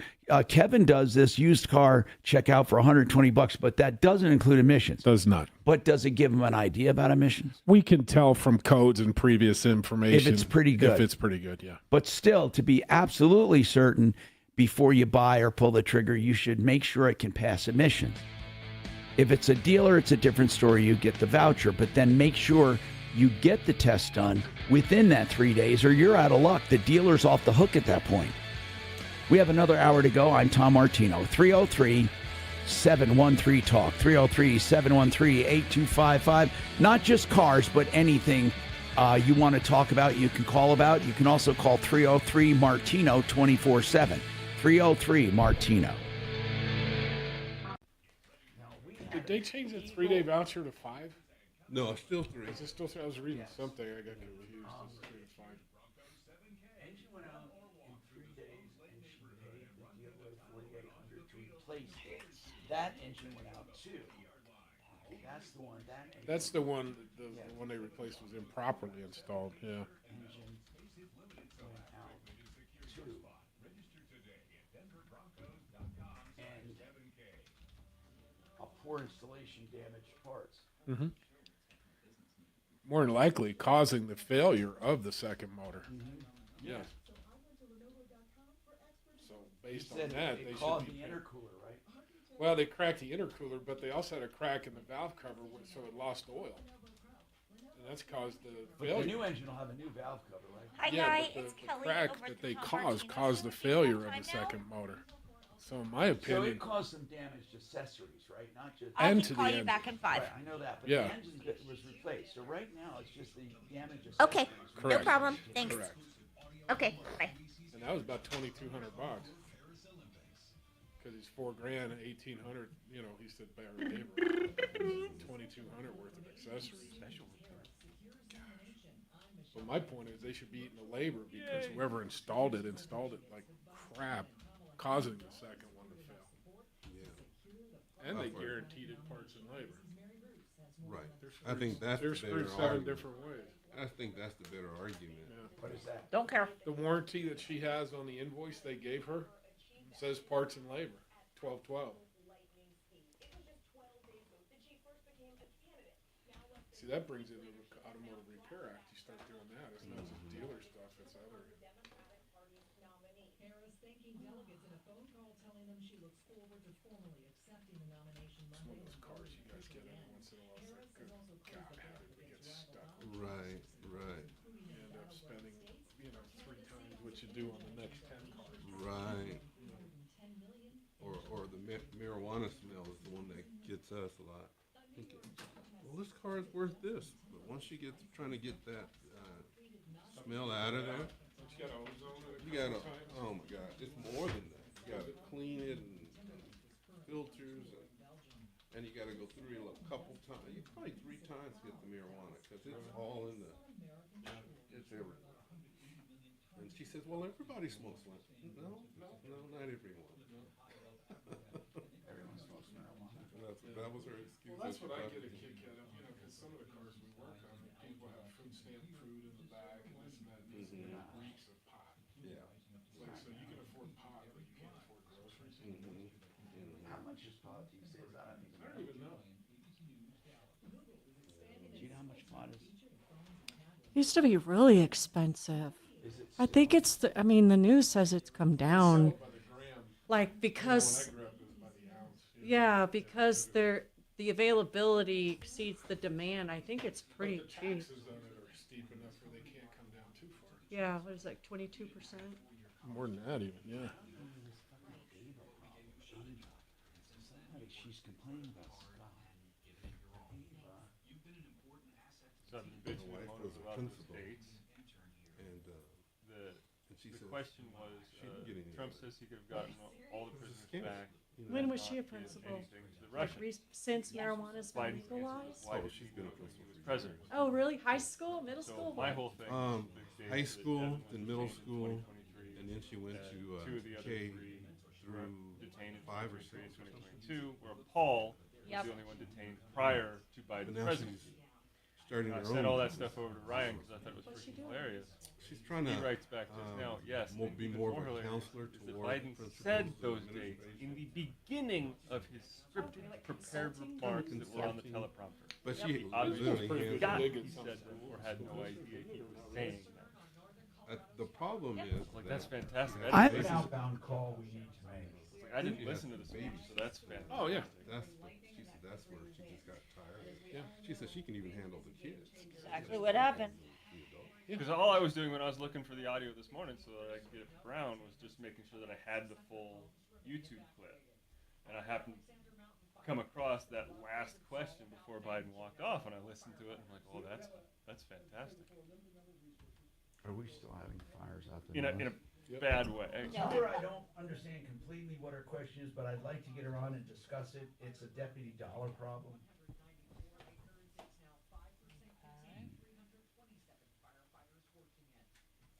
Between us and California, fires just go crazy every year. It just seems to me with the military and everything we have, there's got to be something. And of course, there were more people released than just those four, but these planes, the Air National Guard, this, that, this. I mean, there's got to be some way to be able to. He hasn't done shit. He gave a freaking terrorist away for the You would think. guy that plays WNBA. You know, stupid like that. Can't tell me he's not a guy. yeah, and I think I had information on that one too. Why can't they just, you know, I mean, they open up the parachute. Griner was start in dropping off containers and full of- out full of water, prior retardant, to Right. several of the other. Well, something. and there was another one. One of the other ones. Because if they could get a hold of these fires quicker, it'd be a whole lot less. I think that's the key. Once they get rolling, it's tough to. I mean, when you start thinking about thousands and thousands of acres, you can't even see across that. No, you think nobody? I don't think most people understand what that is. No. I don't like to walk across 10 acres, let alone 1,000. You know? And that one here in Jefferson County, they're fighting rattlesnakes like crazy up there. Oh, in Jefferson? Yeah. Hi, Ava. This is Kelly. I'm calling from the Tom Martino Troubleshooter Show. Trying to cut brush back to cut a line, and all the rattlesnakes are in the brush and everything else. Having a heck of a time. Okay.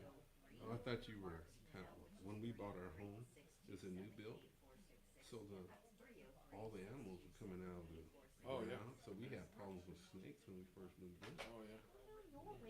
Prairie snake, prairie rattlesnake. What happened? Oh, I cannot find her call anywhere. is this them running in Ava, water? let me look. Or Ava, she Oh. wrote to me about I missed Deputy the running Scott and Ava and a car, and I can't figure it out. Deputy Scott, Ava. Maybe she went by a different name? According to I'm Deputy so out of Scott, touch. he's thinking I should just bite the bullet, and it's my responsibility to pay the extra $3,000 more to have the timing chain, camshaft, and sprocket. 10 seconds, guys. Even though I've already Win. Unqualified. It's bigger than 2020. We're talking about it Who knows what's going to happen? on Denver's talk station, 630 KHOW.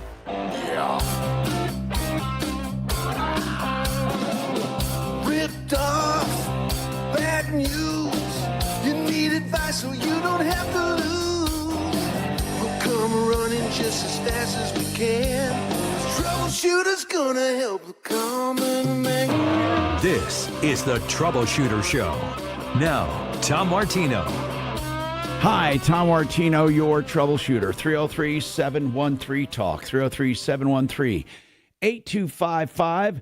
Going into the final hour of the show, we're talking about cars today on Car Friday. We have Kevin Calkin with us, Sheridan Auto Tech. We have Rod Greer with us from JFR Cars.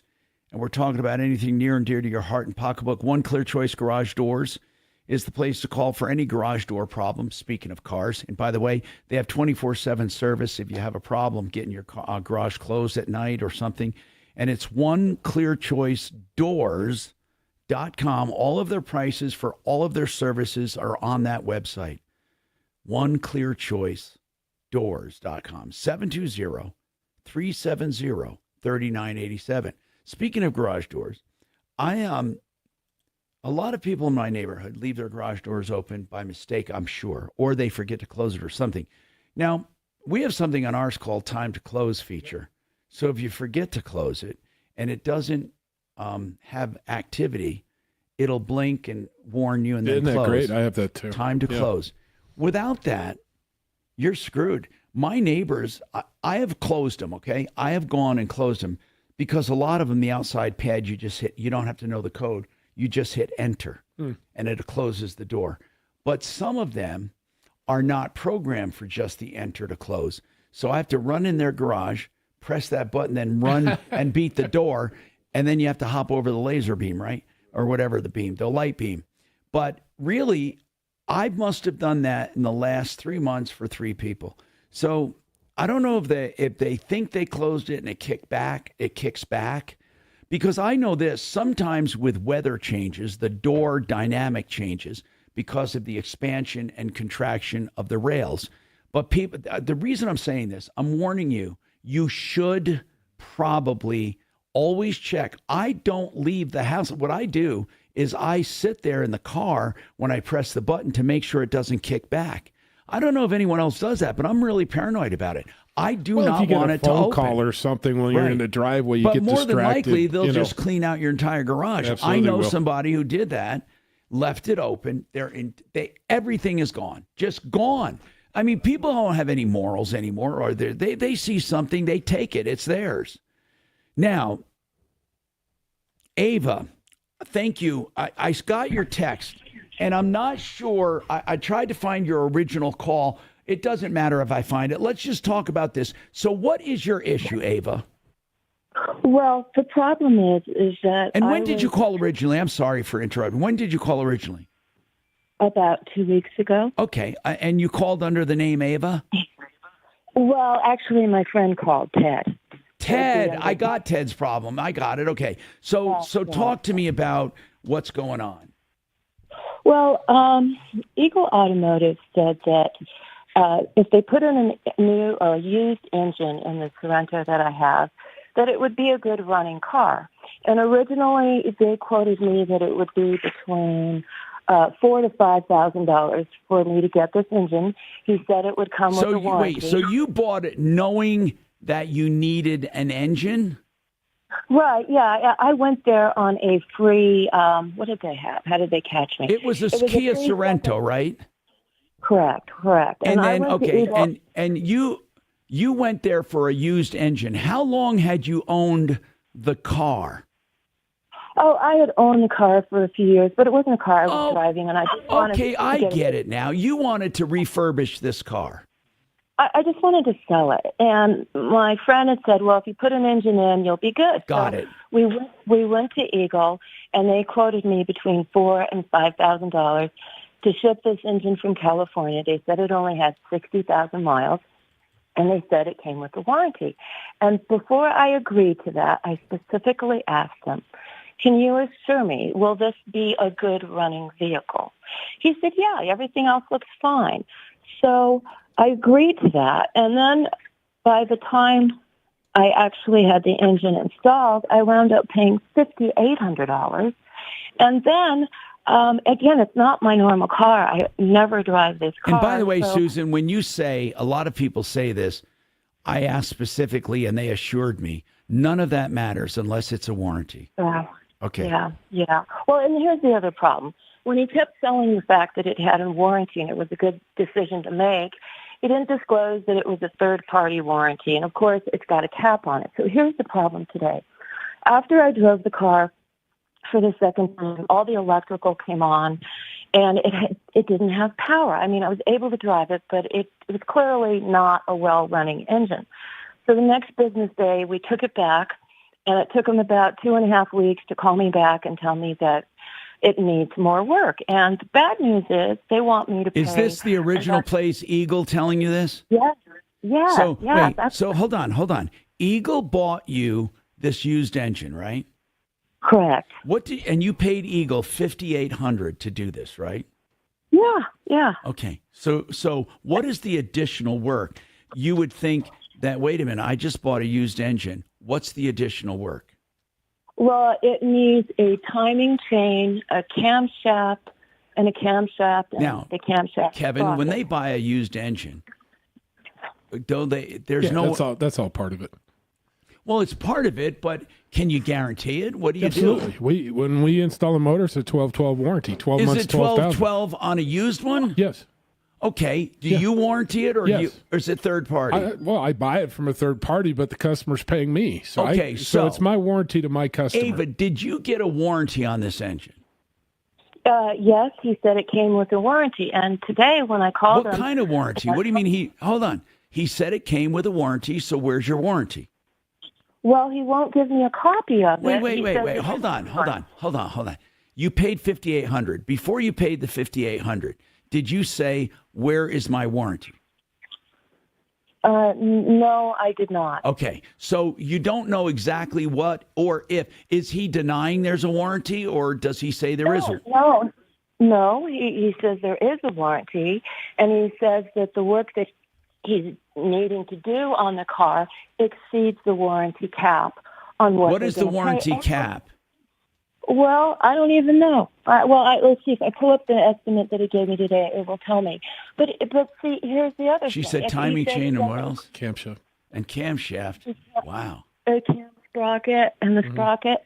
And he says it doesn't include labor. And this $3,300, which he wanted to charge me to do this work, he said it's mainly labor.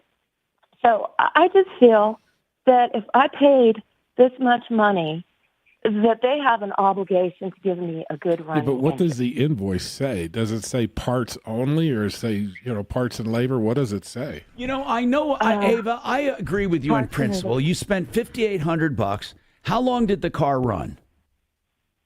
Well, it's not a car I drive. We drove it twice. First But time we I drove mean, it home, when was it actually done though? When was it actually done? This $5,800. The work was done about a month ago. Okay, well that's not that long. So in this month, you've never actually had it operating properly ever. No, since I paid the money, I haven't offered. Well, that's not right. I mean, and they're telling you, sorry, Ava, even though you spent $5,800, now you need a timing chain and a camshaft. And how much do they say? How much do they say that will cost? Originally, that was about $3,500. Now he's doing me a big favor, supposedly. For how much? By dropping $2,800. And Well- Tom, this exceeds the value of this car. No, first of all, I get it. It's terrible what you did. I'm wondering if you just go ahead and sell it the way it is. I don't know. I can't even sell it for $1,000, Tom. Ah. It has brand new tires. I mean, this gotta is see putting the me in a invoice. hard Kevin, You got to see the I invoice. See I what the really warranty feel is. that they did me wrong by not disclosing that, first of all, it was a third-party warranty that it's capped. and No, that they you know were all what? these- Most warranties are third party, but they should stand behind it. Here's what I'm saying, Ava. I get completely why you're upset, but if you bought a used engine, without seeing the warranty. You didn't demand it. I mean, it's kind of like they said it comes with a warranty, but I mean, according to the Repair Act, the warranty has to be on her invoice. Now, what do you mean by that? She gets an invoice from the repair shop for the $5,800. Yes. The warranty on all the work that they collected for has to be listed on the invoice. Hold on. If she paid for the warranty, is that right? No. Whatever their warranty is, whether according it's to the 30 Auto Repair days, Act, 2 days. Are you saying Absolutely. Okay, now, hold on, Ava. Does your invoice list the warranty? I'm looking at it right now, and it says remove and replace used engine. Here it is. Used engine assembly. Engine has 68,000 miles, 1 year parts and warranty, $1,904.74. I got, so that's what I paid for that warranty. Wait a minute. And it says parts and labor? No, it just says 1 year parts warranty. And he's telling me it doesn't include labor. And well, it doesn't. It doesn't. You just read it. Yeah. Right, yeah. Right. That's a terrible warranty. But don't you think a local mechanic shop has an obligation and a duty to disclose to you if they're selling you a warranty that it's hold on. I gotta. I'm not going to hang up on you. Hang on. I got to go to another call because I got a guy who's coming on and he's the one that sold this car to Linda, and I really appreciate it. Guy, thank you so much for being on the phone with Springs Automotive. I appreciate it. You know that Linda had problems with the engine a couple days after she bought the car from you guys. You're aware of Linda, right? I am aware of Linda, yes. How are you doing? I'm doing good, thank you. So Linda said 3 days after she bought it, she called you guys, the engine was bad, and she paid you guys another $4,800 to replace it. Is that right? Without getting into all the details, no, that is not correct. Okay. Here's what she says. She paid $4,800, and I thought, you know what? You buy a car as is, you take your chances, but it seems really weird that engine only lasted 3 days. Again, if it was as is, and it wasn't something you guys knew about or hid from her, I told her sometimes that happens.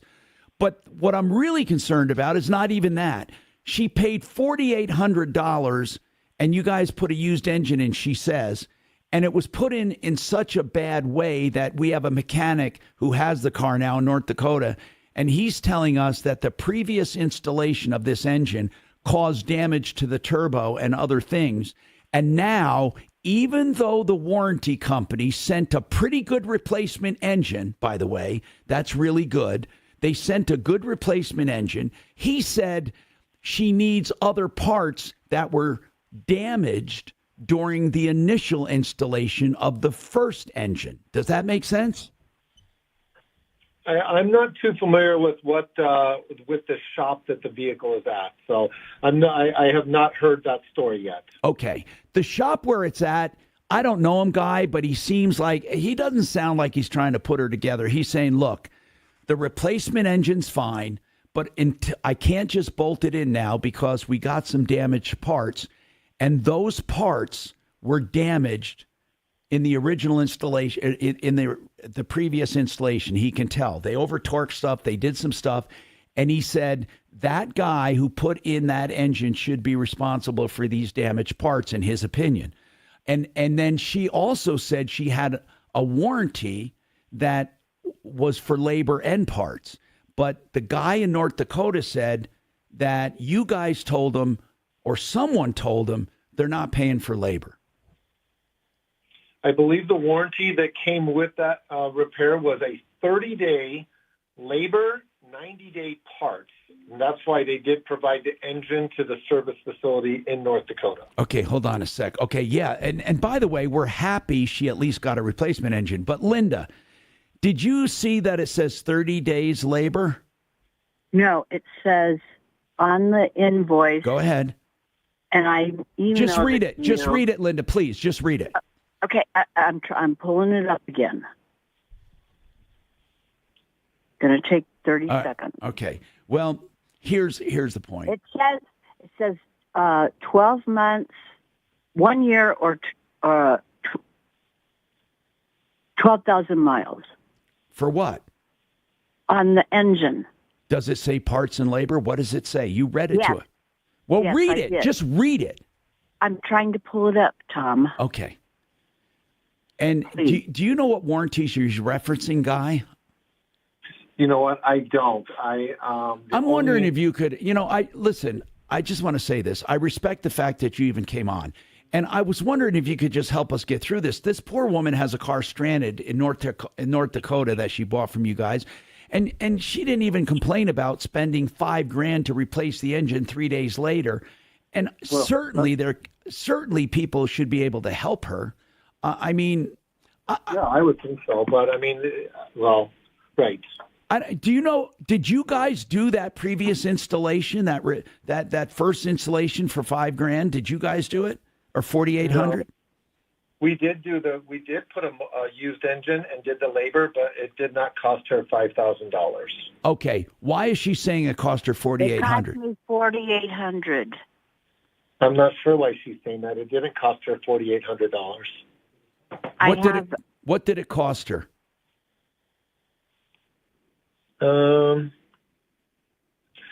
I would have to get to the. Okay, never mind. If you can't do it now, that's fine. Linda, listen, we're just trying to get to the bottom of this, okay? Right. So you got a dealer who got an engine. They sent a replacement. I mean, it's not like they're ghosting you. We just need to figure out something here, because if their installation, if it did damage to the turbo, I don't think you should have to borne that cost. I mean, but I don't know. He's got to look into it. We cold called him, okay? So he was kind enough to come on. He'll look into it. And then, Guy, we would love to call you back, and we can do it off the air if you want. But we're just trying to find a solution for her. And if you could dig out that invoice on how much she paid for that engine, it would really help us.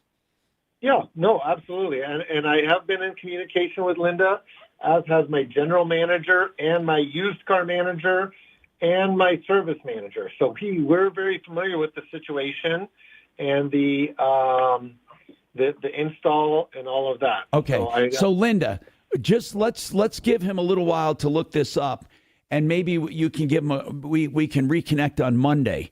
Okay, Linda? Hey, Kachina, would you make a note of that, please, for Linda? We got more right after this.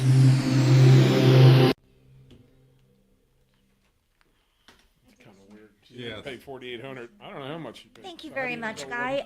If you have that invoice, we're going to try to reconnect with you on Monday, if that's possible. Then she said 48. She didn't pay that. Yeah, that's darn close to being. Okay, how about 47.99. 46.42 is what she. Now with Ava, what do we do about that Ava thing? I mean, that's What a terrible warranty, though. I mean, it's.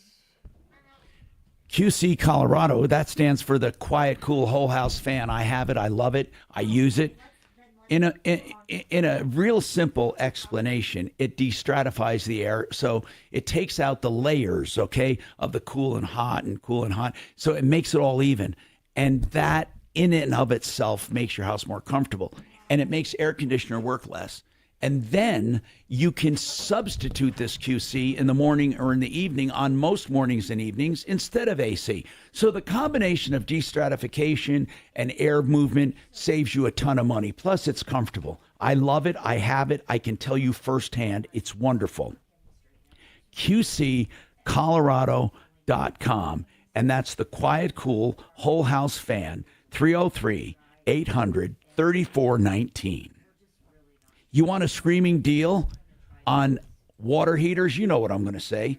I hope you do, because I want you to spread it around. Anyone who needs a water heater, no need to pay $5,000, $6,000, $7,000. They're doing water heaters starting at $13.99. I'm sorry, $13.99 for a 40-gallon tank fully installed, $14.99 for a 50-gallon tank. And no matter what size you want, they'll beat any price. And here's what they say: put us to the test.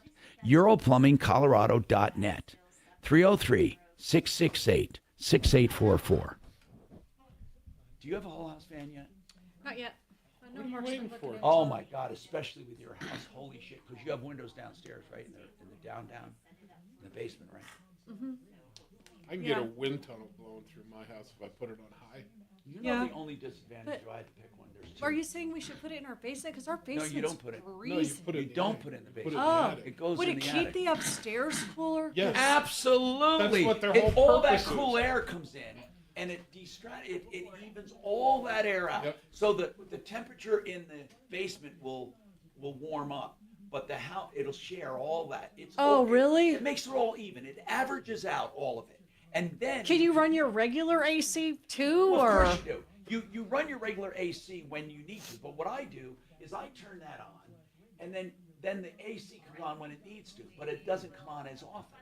Because when the AC Do you feel like comes it on, saves you energy then? a ton. When the AC comes on, all the cool air goes down and the hot air goes up, and it usually stays that way. Right. But you keep your AC on longer, and here's what happens: that the cool air keeps going up and up and up. Well, with the whole house fan, you don't have to wait for that because it's already cool. Does it use your vents? No. No, Here's what it does. they cut a hole in the ceiling. They put a hole in the ceiling, and there's a vent about this big or about that big there, and it goes to a fan in your attic, which expels all the hot air. So everything goes out that way, but it comes in from various windows you open strategically. So you open one in that corner downstairs, one in that corner. You don't open it all just one. If window. you're not using your AC. No, you can keep it open because your AC, because it pressurizes your house, your AC is not going to escape. Believe me. I didn't know that's a how it little worked. does. A little, but yeah. but the money you save. So the AC drops, right? Then this is carrying it back up. Yep. I didn't know So that. it's not going out that window, Because Kevin. If you have that fan on, if you turn the fan off, you'll escape a little. But Sure. I don't open and close windows. I leave them open. Because we have an AC in our attic. Then we have AC down for downstairs or the main floor. But Addie sleeps in the basement because she says it's too hot upstairs. Yeah, and I can come over and show you. I use it. I'm an expert. a definite in maybe. And do you know what I do? Possibly. He said you Who should knows? do it, and I said, fuck, it works. Just leave it on. I keep it on low speed all the time. All the time. My house never gets too hot, never gets too cold. Now, sometimes Do you only need one, or do you have to get certain sizes shit. depending on There's how big different your sizes. house is? You need one like I have, just a bigger one, and it's just a good one size fit. Yeah, I didn't know that's how it worked, but I mean. And it's remote controlled. So what I do is I put it on. I have a setting that's on all the time. I turn it on all the time on low speed. So the air comes on and off as it needs to. Mhm. Most of the time, the air does not come on because It's gonna be great. all morning it's going to be cool, and all evening. Does it help with heating too? No. Or you turn it off for the winter? Yes, you turn it off, or you'll You definitely suck the heat up. Yeah. Okay. That's the Hi. one time you can't use it for heat. See, I like it early in the morning because when it's nice and cool out, I open the and here's backyard another thing. screen door, turn it on. It's Yeah, pulling all if that you don't want to fresh leave air it in. on for low speed, let's say you don't. Some people used to leave their air on a little during the day because the house gets so hot. You don't have to do that because when you get home in the evening, if the house is extreme. Fiduciary Advisors, TrajanWealth.com. Denver's talk station, 630 KHOW.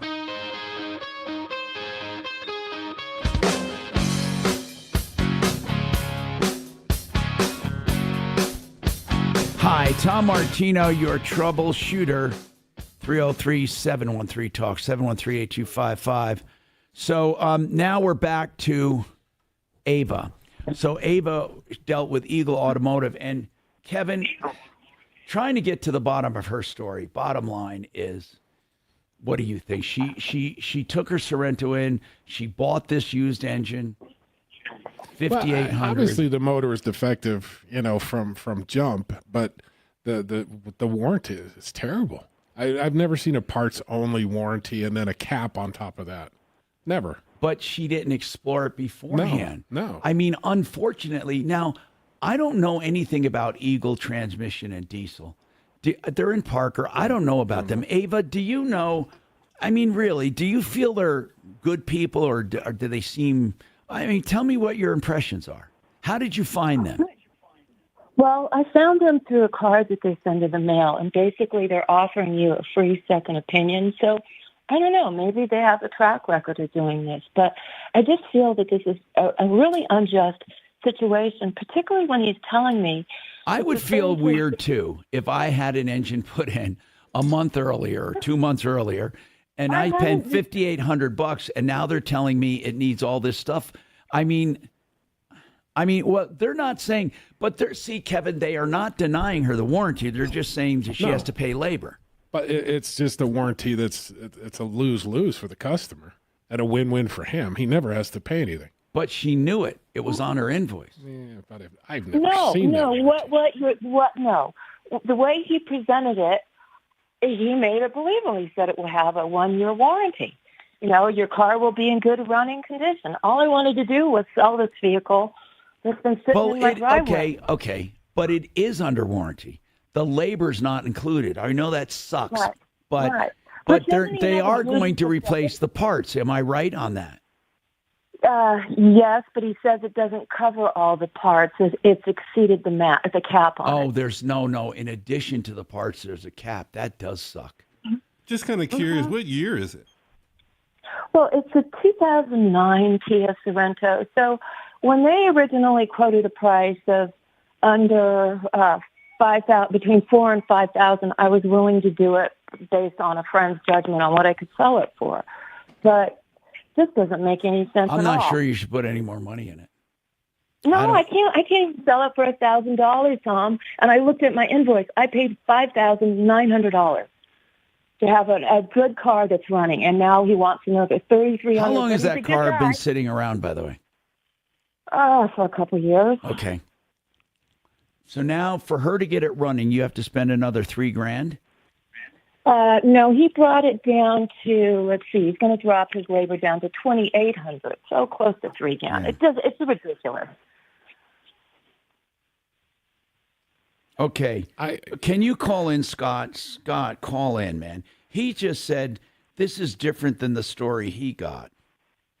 It's done the same story all the time. I mean, it's real simple. Maybe he didn't understand some of the facts, but. Well, he's listening to this. Okay. I'd like him to call.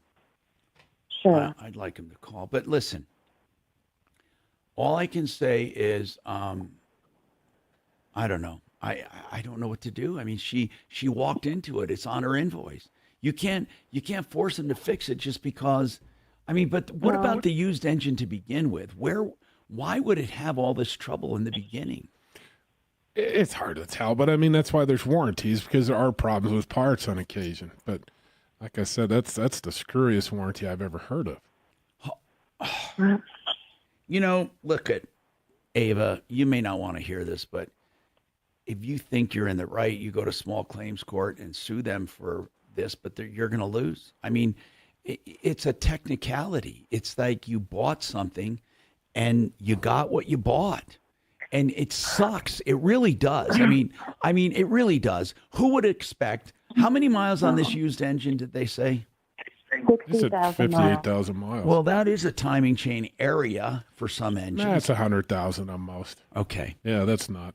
No. I wouldn't be concerned with the mileage, but and again, are we sure they're telling you the truth on what it needs? I don't know. Well, is your car immobile at their place? You can't drive it? Taken it apart. Yeah, they have it completely taken apart. Oh. And at this point, I don't know what to do. Do I tow it out of there? I can't sell it for $1,000. I mean, what? And according to them, it's going to take, he'll drop the price down to $2,800 to have it a working engine. I mean, how can they do this to customers? Well, I don't know if they're doing it. I don't think they purposely went out and found an engine that was bad and put it in there. They bought this warranty. Now, granted, the warranty sucks. And I don't know why they would do a warranty like that. I want to wait for Deputy Dollar to call in. Hold on. I want to get his perspective. Yvonne, I'll take you right after this. I get her. All right. Hang on for me, Dollar. All right. We know it's parts only. Yeah. We know that. Sad thing about it, that car had a factory warranty from Kia or Hyundai. Because I thought she said 98. Is it 98 or 08? I thought it was 98. I thought she said the car was in 09. 09. Kia Sorento. Oh, no, So, no, it's passed, yeah. no, I'm sorry. I just took one down.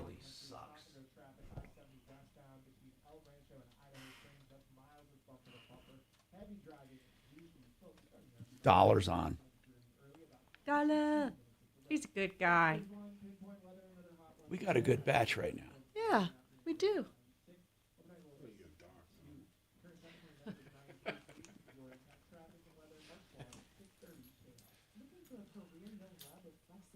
Oh, goodness. Oh, no.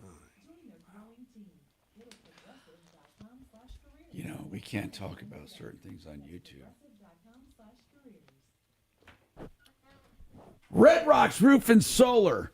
I love talking about these companies that have it down. You know, for the longest time, we didn't have good solar people, and it was such a terrible thing because by the way, here's what's great about Red Rocks. If you have a solar system, even if they didn't install it, most likely they can fix it. Finally, we have a company that can service and install and help people with solar. And you know what I love? When they put in a new system, they have an activation date that's guaranteed. And what I like also is that they have the access to the credits, and they can help you with financing and grants to get the systems paid for commercial systems. RedRocksRS.com, a company you can depend on. 303-704-2449. Another company you can depend on, the Art of Granite. You know, they love their deals so much, they'll give you a price on the phone. Call them right now and say, hey, Mitch, Tom said you'll give me a price. And in fact, here's why it's simple. Because all they charge really for is fabrication and installation and the template. The other stuff is wholesale for materials, unless you buy it from there or get it from their remnant yard. Then they give you the materials free. And then the tear out and haul away, of course, as I said, is free. They even do the bathroom vanity free when you have the kitchen done. TheArtofGranite.com. Get your price right now. 303-386-5919. Yes. What's up?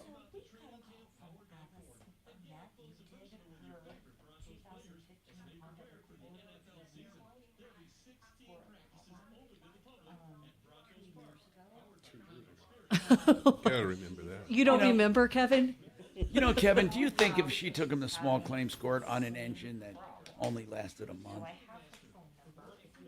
It's been 2 years. What? Oh, What's she's been got 2 years? Somebody called in on a problem on a car we fixed 2 years ago. What? Yeah. So she's going to send Your her- repairs don't last more than 2. No, what was wrong with it? I don't remember. You sound like my sister. She Hey, had her Rodney, car she gonna for give me their 15 phone number, years. I'll call. She told me I sold her Good old my own. deputy dollars gonna give us If a the warranty Rodney, wasn't Rodney, you so- got any G-Wagons? Actually, we had 2. Why didn't you call me? I thought you were What done year? with the Gene. What year? This was 2021. That wouldn't have been too bad. With only 20,000 Why miles. the fuck? What did you end up selling it for? I think we got 70. I fucking hate you if you did that. Oh, you. But I we would hate wholesaled you. it. We wholesaled. That's just, you know what I Just mean. call me and wholesale it to me. God damn it. Yeah. I thought you were. I Jesus. thought you walked away from the Yeah, no, Mercedes. I might take a later model. Then I got the Beamer we can sell. We can make out. If that warranty wasn't so specifically spelled out, then I would say yes, go to small claims. But I don't think. Yeah, but it's- what if you just say the engine to begin with? Yeah. I mean, it lasted a month. Yeah, how many miles are on it from A to B? I mean, 500 miles. Yeah, it's worth a shot. Judges are crazy in small claims. And you said lawyers are just way too much, and we don't have a lawyer for that kind of stuff, right? You guys don't have a lawyer for that kind of stuff. For what? Just for mechanics and all No, that not kind of really, stuff. because you can't, it's not too much cost money. effective, yeah. Right. You know, lawyers have to make some money when they give up their time and shit. Man. Right. Just doesn't make sense, huh? But it's the same with the shop. I'm not going to hire an attorney to go defend a $3,000. Rodney, just for the hell of it, you ever get something fun like a G, call me, just for the hell of it. I don't want anything below 21. It has to be a 21, 22, 23. Okay. No, I would look at it. I really would look at it. Or anything any cool thing with it, like if if I could get like a really good deal on something. Although I'm liking my car more and more actually. Because it's such a beautiful ride. God, it's such a great ride. It's fast as the son of a bitch. 582 horsepower. That thing is It's a monster. But it still has like, yeah. What's the? I was watching the news this morning. You know the raffle they have for the house and the car and all that. Yeah, with the children. Lincoln Corsair. Corsair. Yeah, it's basically 1,000 horsepower. Oh, with the What? it's hybrid though. Hybrid. It's got to be. I don't know. hybrid. I just kind of caught that out of the corner of my ear. I was like, It's "Oh, got to what?" be. It's got to be it's got to be a hybrid. And I'm not sure about those numbers. Okay, yeah, that's an why SUV, I've never bro. heard that, yeah. Yeah. So. Yeah, it looks like an old Dodge Charger with Mhm. the station wagon. Right. Yeah. Right. But it's all-wheel drive, and he said 1,000 horsepower. It's like, what? You know, some of these cars, horsepower is a waste of time, I think. Some of it. You'll never use it. Well, you're crazy if you do. There was a Viper at the auction once, and I said, I've never driven an Viper. I got in. There's a test lane at the auction. I jumped in that car, hit that test. Is it nice? Oh, it's a monster. Fun. Oh, it's a monster. But it's something. Afternoons 4 to 6. Friday at 4. It's been a long week, right? So we're going to send you into the weekend with a smile on your face. 5 Kamala Harris sound bites that will sink her in the swing states. Join me at 4.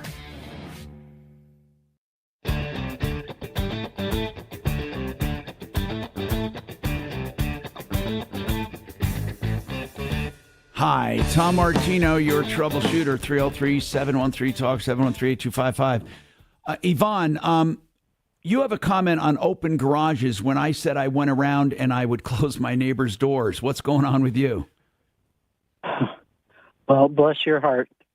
And it's all about pay it forward. You've been in Denver a long time. I lost my brother, his wife, and their oldest daughter back in 1984 because the garage door was open. Somebody walked in and murdered them. Oh, my God. And the youngest girl she lived, but she's kind of been a wreck her whole life because of the trauma and the damage. What a terrible story. Holy crap. It's not about losing things. It's about losing You're things right. you can't replace. So, Yvonne, was that in the news years ago? Yes, it was. That happened out in Aurora in 1984. 1984. I would have been here. What was the case called? I mean, if you don't mind talking about it, what was it? The Hammer murders? Oh, my God, yes. Yes. I remember that. I didn't know someone lived. I didn't realize that.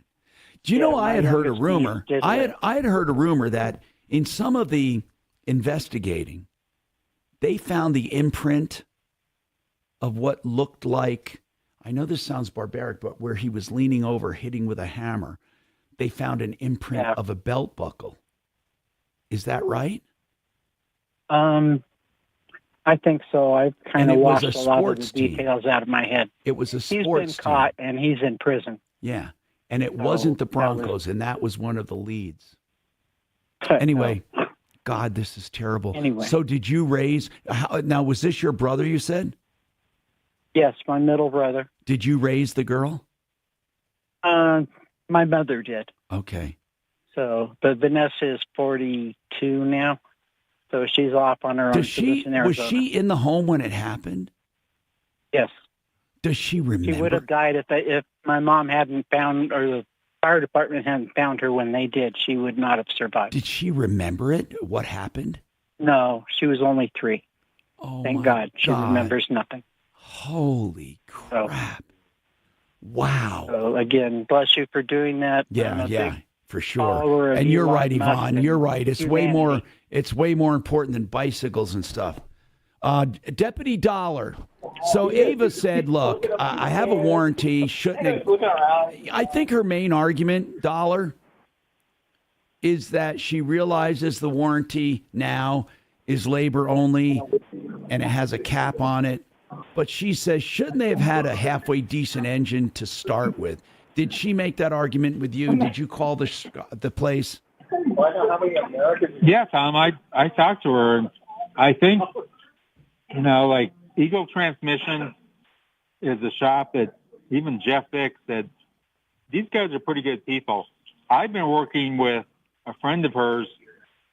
His name is Ted, and I have not spoken with Ava. So okay, but really and truly, at the end of the day, if she only has a parts warranty and not a labor warranty, and in fact, they were going to call Ted, Ted was going to call Kevin yesterday and see how much he would charge, like to do this repair.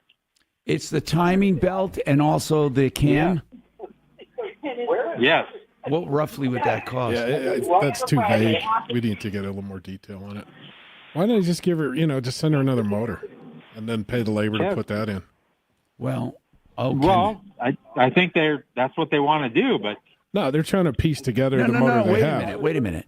Dollar, you're saying they would send another engine if she pays the labor to put it in?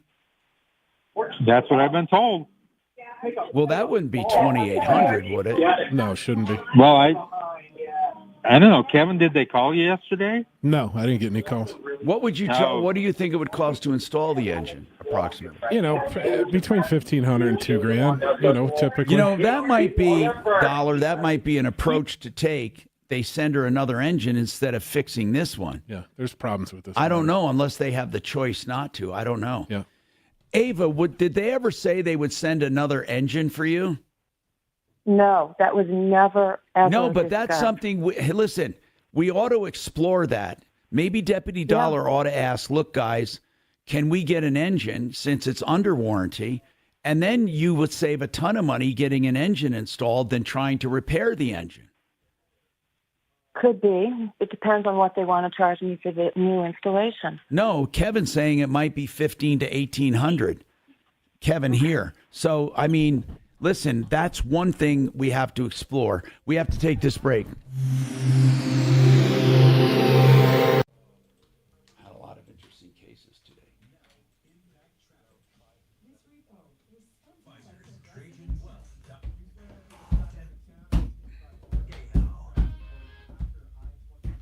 You drumming, Tommy? His phone's here, but he's talking on his watch, I think. Oh. They can hear him talking over the... Pinpoint weather, another traffic, I-7 westbound between El Rancho and Idaho Springs. That's miles of bumper to bumper. Heavy driving due to folks starting their mountain weekend journey early, about 52 minutes of delay. Fox 31, pinpoint weather, another hot one today. Isolated thunderstorms later in the afternoon to a high of 96. Overnight low of 62. Current temperature in Denver is 93 degrees. Your intense traffic and weather alerts on. I don't know if you remember a couple of weeks ago, they had about $15,000 in an old Ford truck. He just put a motor and stuff in.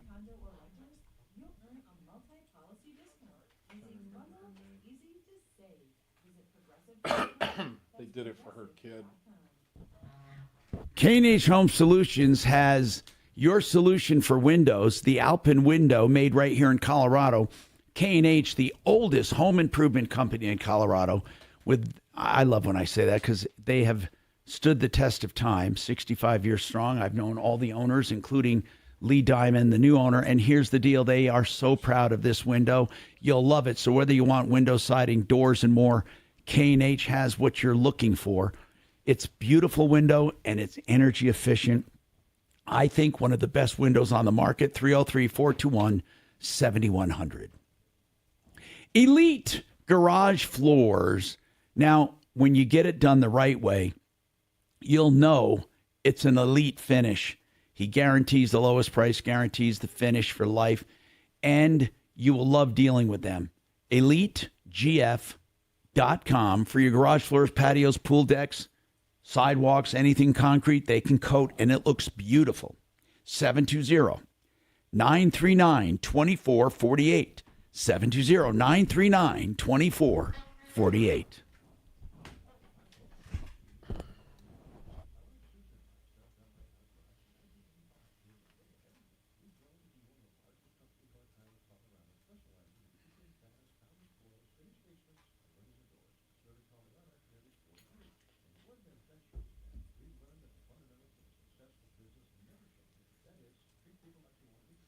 This place Addie's in up there, she's responsible for that No, but since she renewed her lease, and they didn't because they graduated, Kevin, they can't prove who left what in the shared space. Where?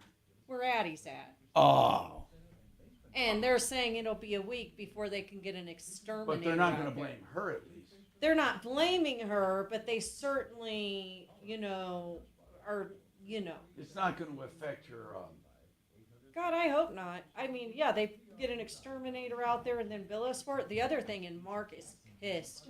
We went to pay her. We always pay in full at the beginning of the year, just for the whole year, so we don't have to make monthly payments. So we went to go make her full payment. Well, we see they've been charging for forced insurance. Well, we've provided rental insurance for them every month or every year, and they're saying they can't go back to the old leases and refund us. So, Mark drafted up a 10-page email last night saying we will go to arbitration. I'm sure I will win. So I'm sure Mark's just They don't know who they're Burrow. This poor Luke guy is getting an earful from the majors between Adeline going up there and Mark. Yeah, she's mini Mark, and she's going to be a lawyer.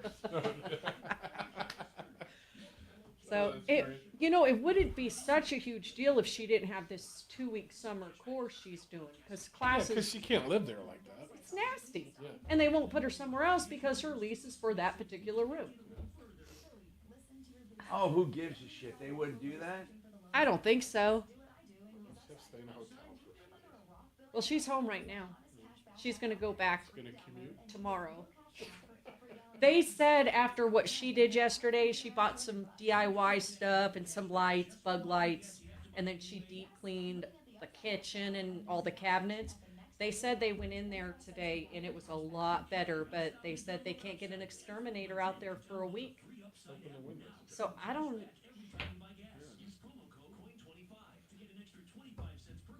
Tell her that. I wonder what Mark will end up figuring out. I can see Mark out there with the leaf blower and the windows open. Speaking of leaf blower, our Aussie bites at the leaf blower like she goes nuts. The other day, Mark got the weed eater out. She was trying to bite the weed eater. That'll hurt her. Mark had to scream at her. I mean, can you imagine a weed eater taking her little eyes out or something? She just goes absolutely insane. She accidentally bit me 6 months ago because I had the leaf blower by my legs and I had it on. It was a total accident. She tries to bite the leaf blower. She goes nuts. She's not with vacuums. Now, my one little guy, he loves the leaf blower. So he'll just stand there and wait for you to just blow at him. He loves. Oh, she goes insane. Starts screaming and biting and. It's got to be a pitch or something. I don't know. Never seen anything like it. When she did it to the weed eater, that's concerning. Another major problem. Yep. See, mine likes the lawnmower when I cut the grass in the back. It's an electric mower, battery mower, so it's kind of quiet. Yeah. He'll like sit in front with the absolute last. Anytime with our free iHeartRadio app while streaming KHOW and the full screen player. Just click the microphone to record your message. Talk back to Denver's talk station now. Hi, Tom Martino, your troubleshooter, 303-713-TALK. Let's talk to Janet. What's happening with you, Janet? Janet? Hey, Tom. Hi. I'm here. What's going on? Well, as we speak, I have a technician here who's working on a Wayland heating and cooling unit in my condominium. And while he was installing the thermostat, the motor started to smoke and is now fried. Wait. While he was working on the thermostat. Yes, he had installed the thermostat, thought everything was good to go, turned it on, was starting to put the numbers in, and all of a sudden we smell smoke, and my living room is filled with smoke, and he believes the motor is fried. Okay, listen. I don't know what in a thermostat, which is low voltage, could burn up a motor. They're not connected technically. I know it sounds like they are, but they're not. This is not a really old installation, right? Yeah, these were installed 50 years ago. Oh, wait. Okay, because they could have been high voltage. Kevin, that could have been the old kind. So wait a minute. I'm just trying to think. This technician, is he saying it's coincidental? What is he saying? He doesn't know. He works for a place called Mount Mechanical that went bankrupt, and now he independently does jobs in this building. I don't even know if he's a licensed. Oh, God. So you have to figure out. Oh, so now so the motor that for the blower for both your air and your heat is out now, right? Yeah. But is this an individual unit for your condo? Did you say it was a condo? No, it's common property. Everyone has a heating and air conditioning. They're stacked. It's a 20-story condominium. Okay, I get it, but you each have your own in your own room, in your own. Yes, but it's connected to all the others. No, I don't get what you're saying. It's connected to all the others. Well, if mine is individually controlled, but the pipes come from down in the basement of the building, the heating and cooling, the chillers, and we all share the same water that goes through the pipes. Oh, you all share the same blowers? No, you each have your own blowers or air movers. Right. Yes. Okay. We each have a blower. No, I get it. That is an old system. So you have central heating and air, but it's individually, but your air movers move it through your place. Correct. Oh, this is a highly specialized. Oh, this is going to be terrible. So what were you asking? If someone knows how to service that? Well, I think there might be somebody else who does. This gentleman has been doing it. Here's for the problem. years. You're going to have a big problem trying to find someone who will service a condo like that, because most of the ones we have don't do that.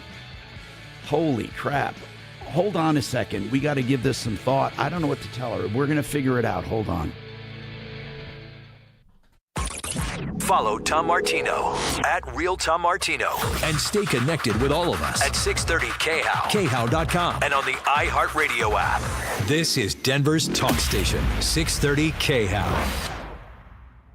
Hello, adventurers. It's time for you to join me on a Mandy Connell adventure to South Korea and Japan. We're taking off June 5th, 2025 for a 15-day adventure to the east like no other. We start by flying to Seoul, South Korea for a day of adventure before boarding the Celebrity Millennium for a 12-day cruise around Japan. We're visiting Jeju Island with the best scuba diving in South Korea, Nagasaki, Kagoshima with its palm-lined streets and looming volcano, Hiroshima with Peace Memorial Park, Kochi, Kyoto, and Mount Fuji before ending up in Tokyo. We have meet and greets, cocktail parties, and lots of chances to hang out and make new friends. Cruise and Tour takes care of everything, and we travel with a guide who takes care of any issues that might pop up. It truly is luxury travel. These trips always sell out, so don't miss anything. Call Cruise and Tour today, 800-383-3131. That's 800-383-3131, or visit MandyConnellTrip.com for more.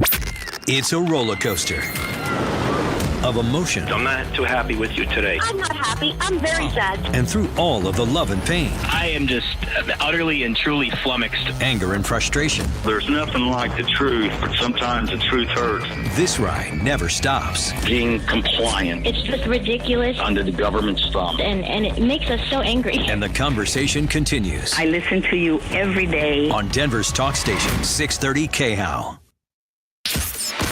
KRFX HD2 Denver. 630 KHOW Denver. Listen on the free iHeartRadio app for all your music, radio, and podcasts. ABC News, I'm Michelle Franzen. Her candidacy in full swing, presumptive Democratic nominee Kamala Harris moving closer today to making it official. Democratic National Committee Chair Jamie Harrison made a historic announcement Friday. Vice President Harris has earned more than a majority of votes from all convention delegates and will be the nominee of the Democratic Party following the close of voting on Monday. And on a Zoom call with her campaign, Harris urged supporters she is full steam ahead. As your future president, I know we are up to this fight. Lee Shepard, ABC News, Washington. The acting director of the Secret Service says his agency failed at security at the rally in Butler, Pennsylvania, July 13th, when a gunman attempted to assassinate former President Trump. A report shows that includes communication with local police. Chevron announcing it's moving its headquarters from California to Houston.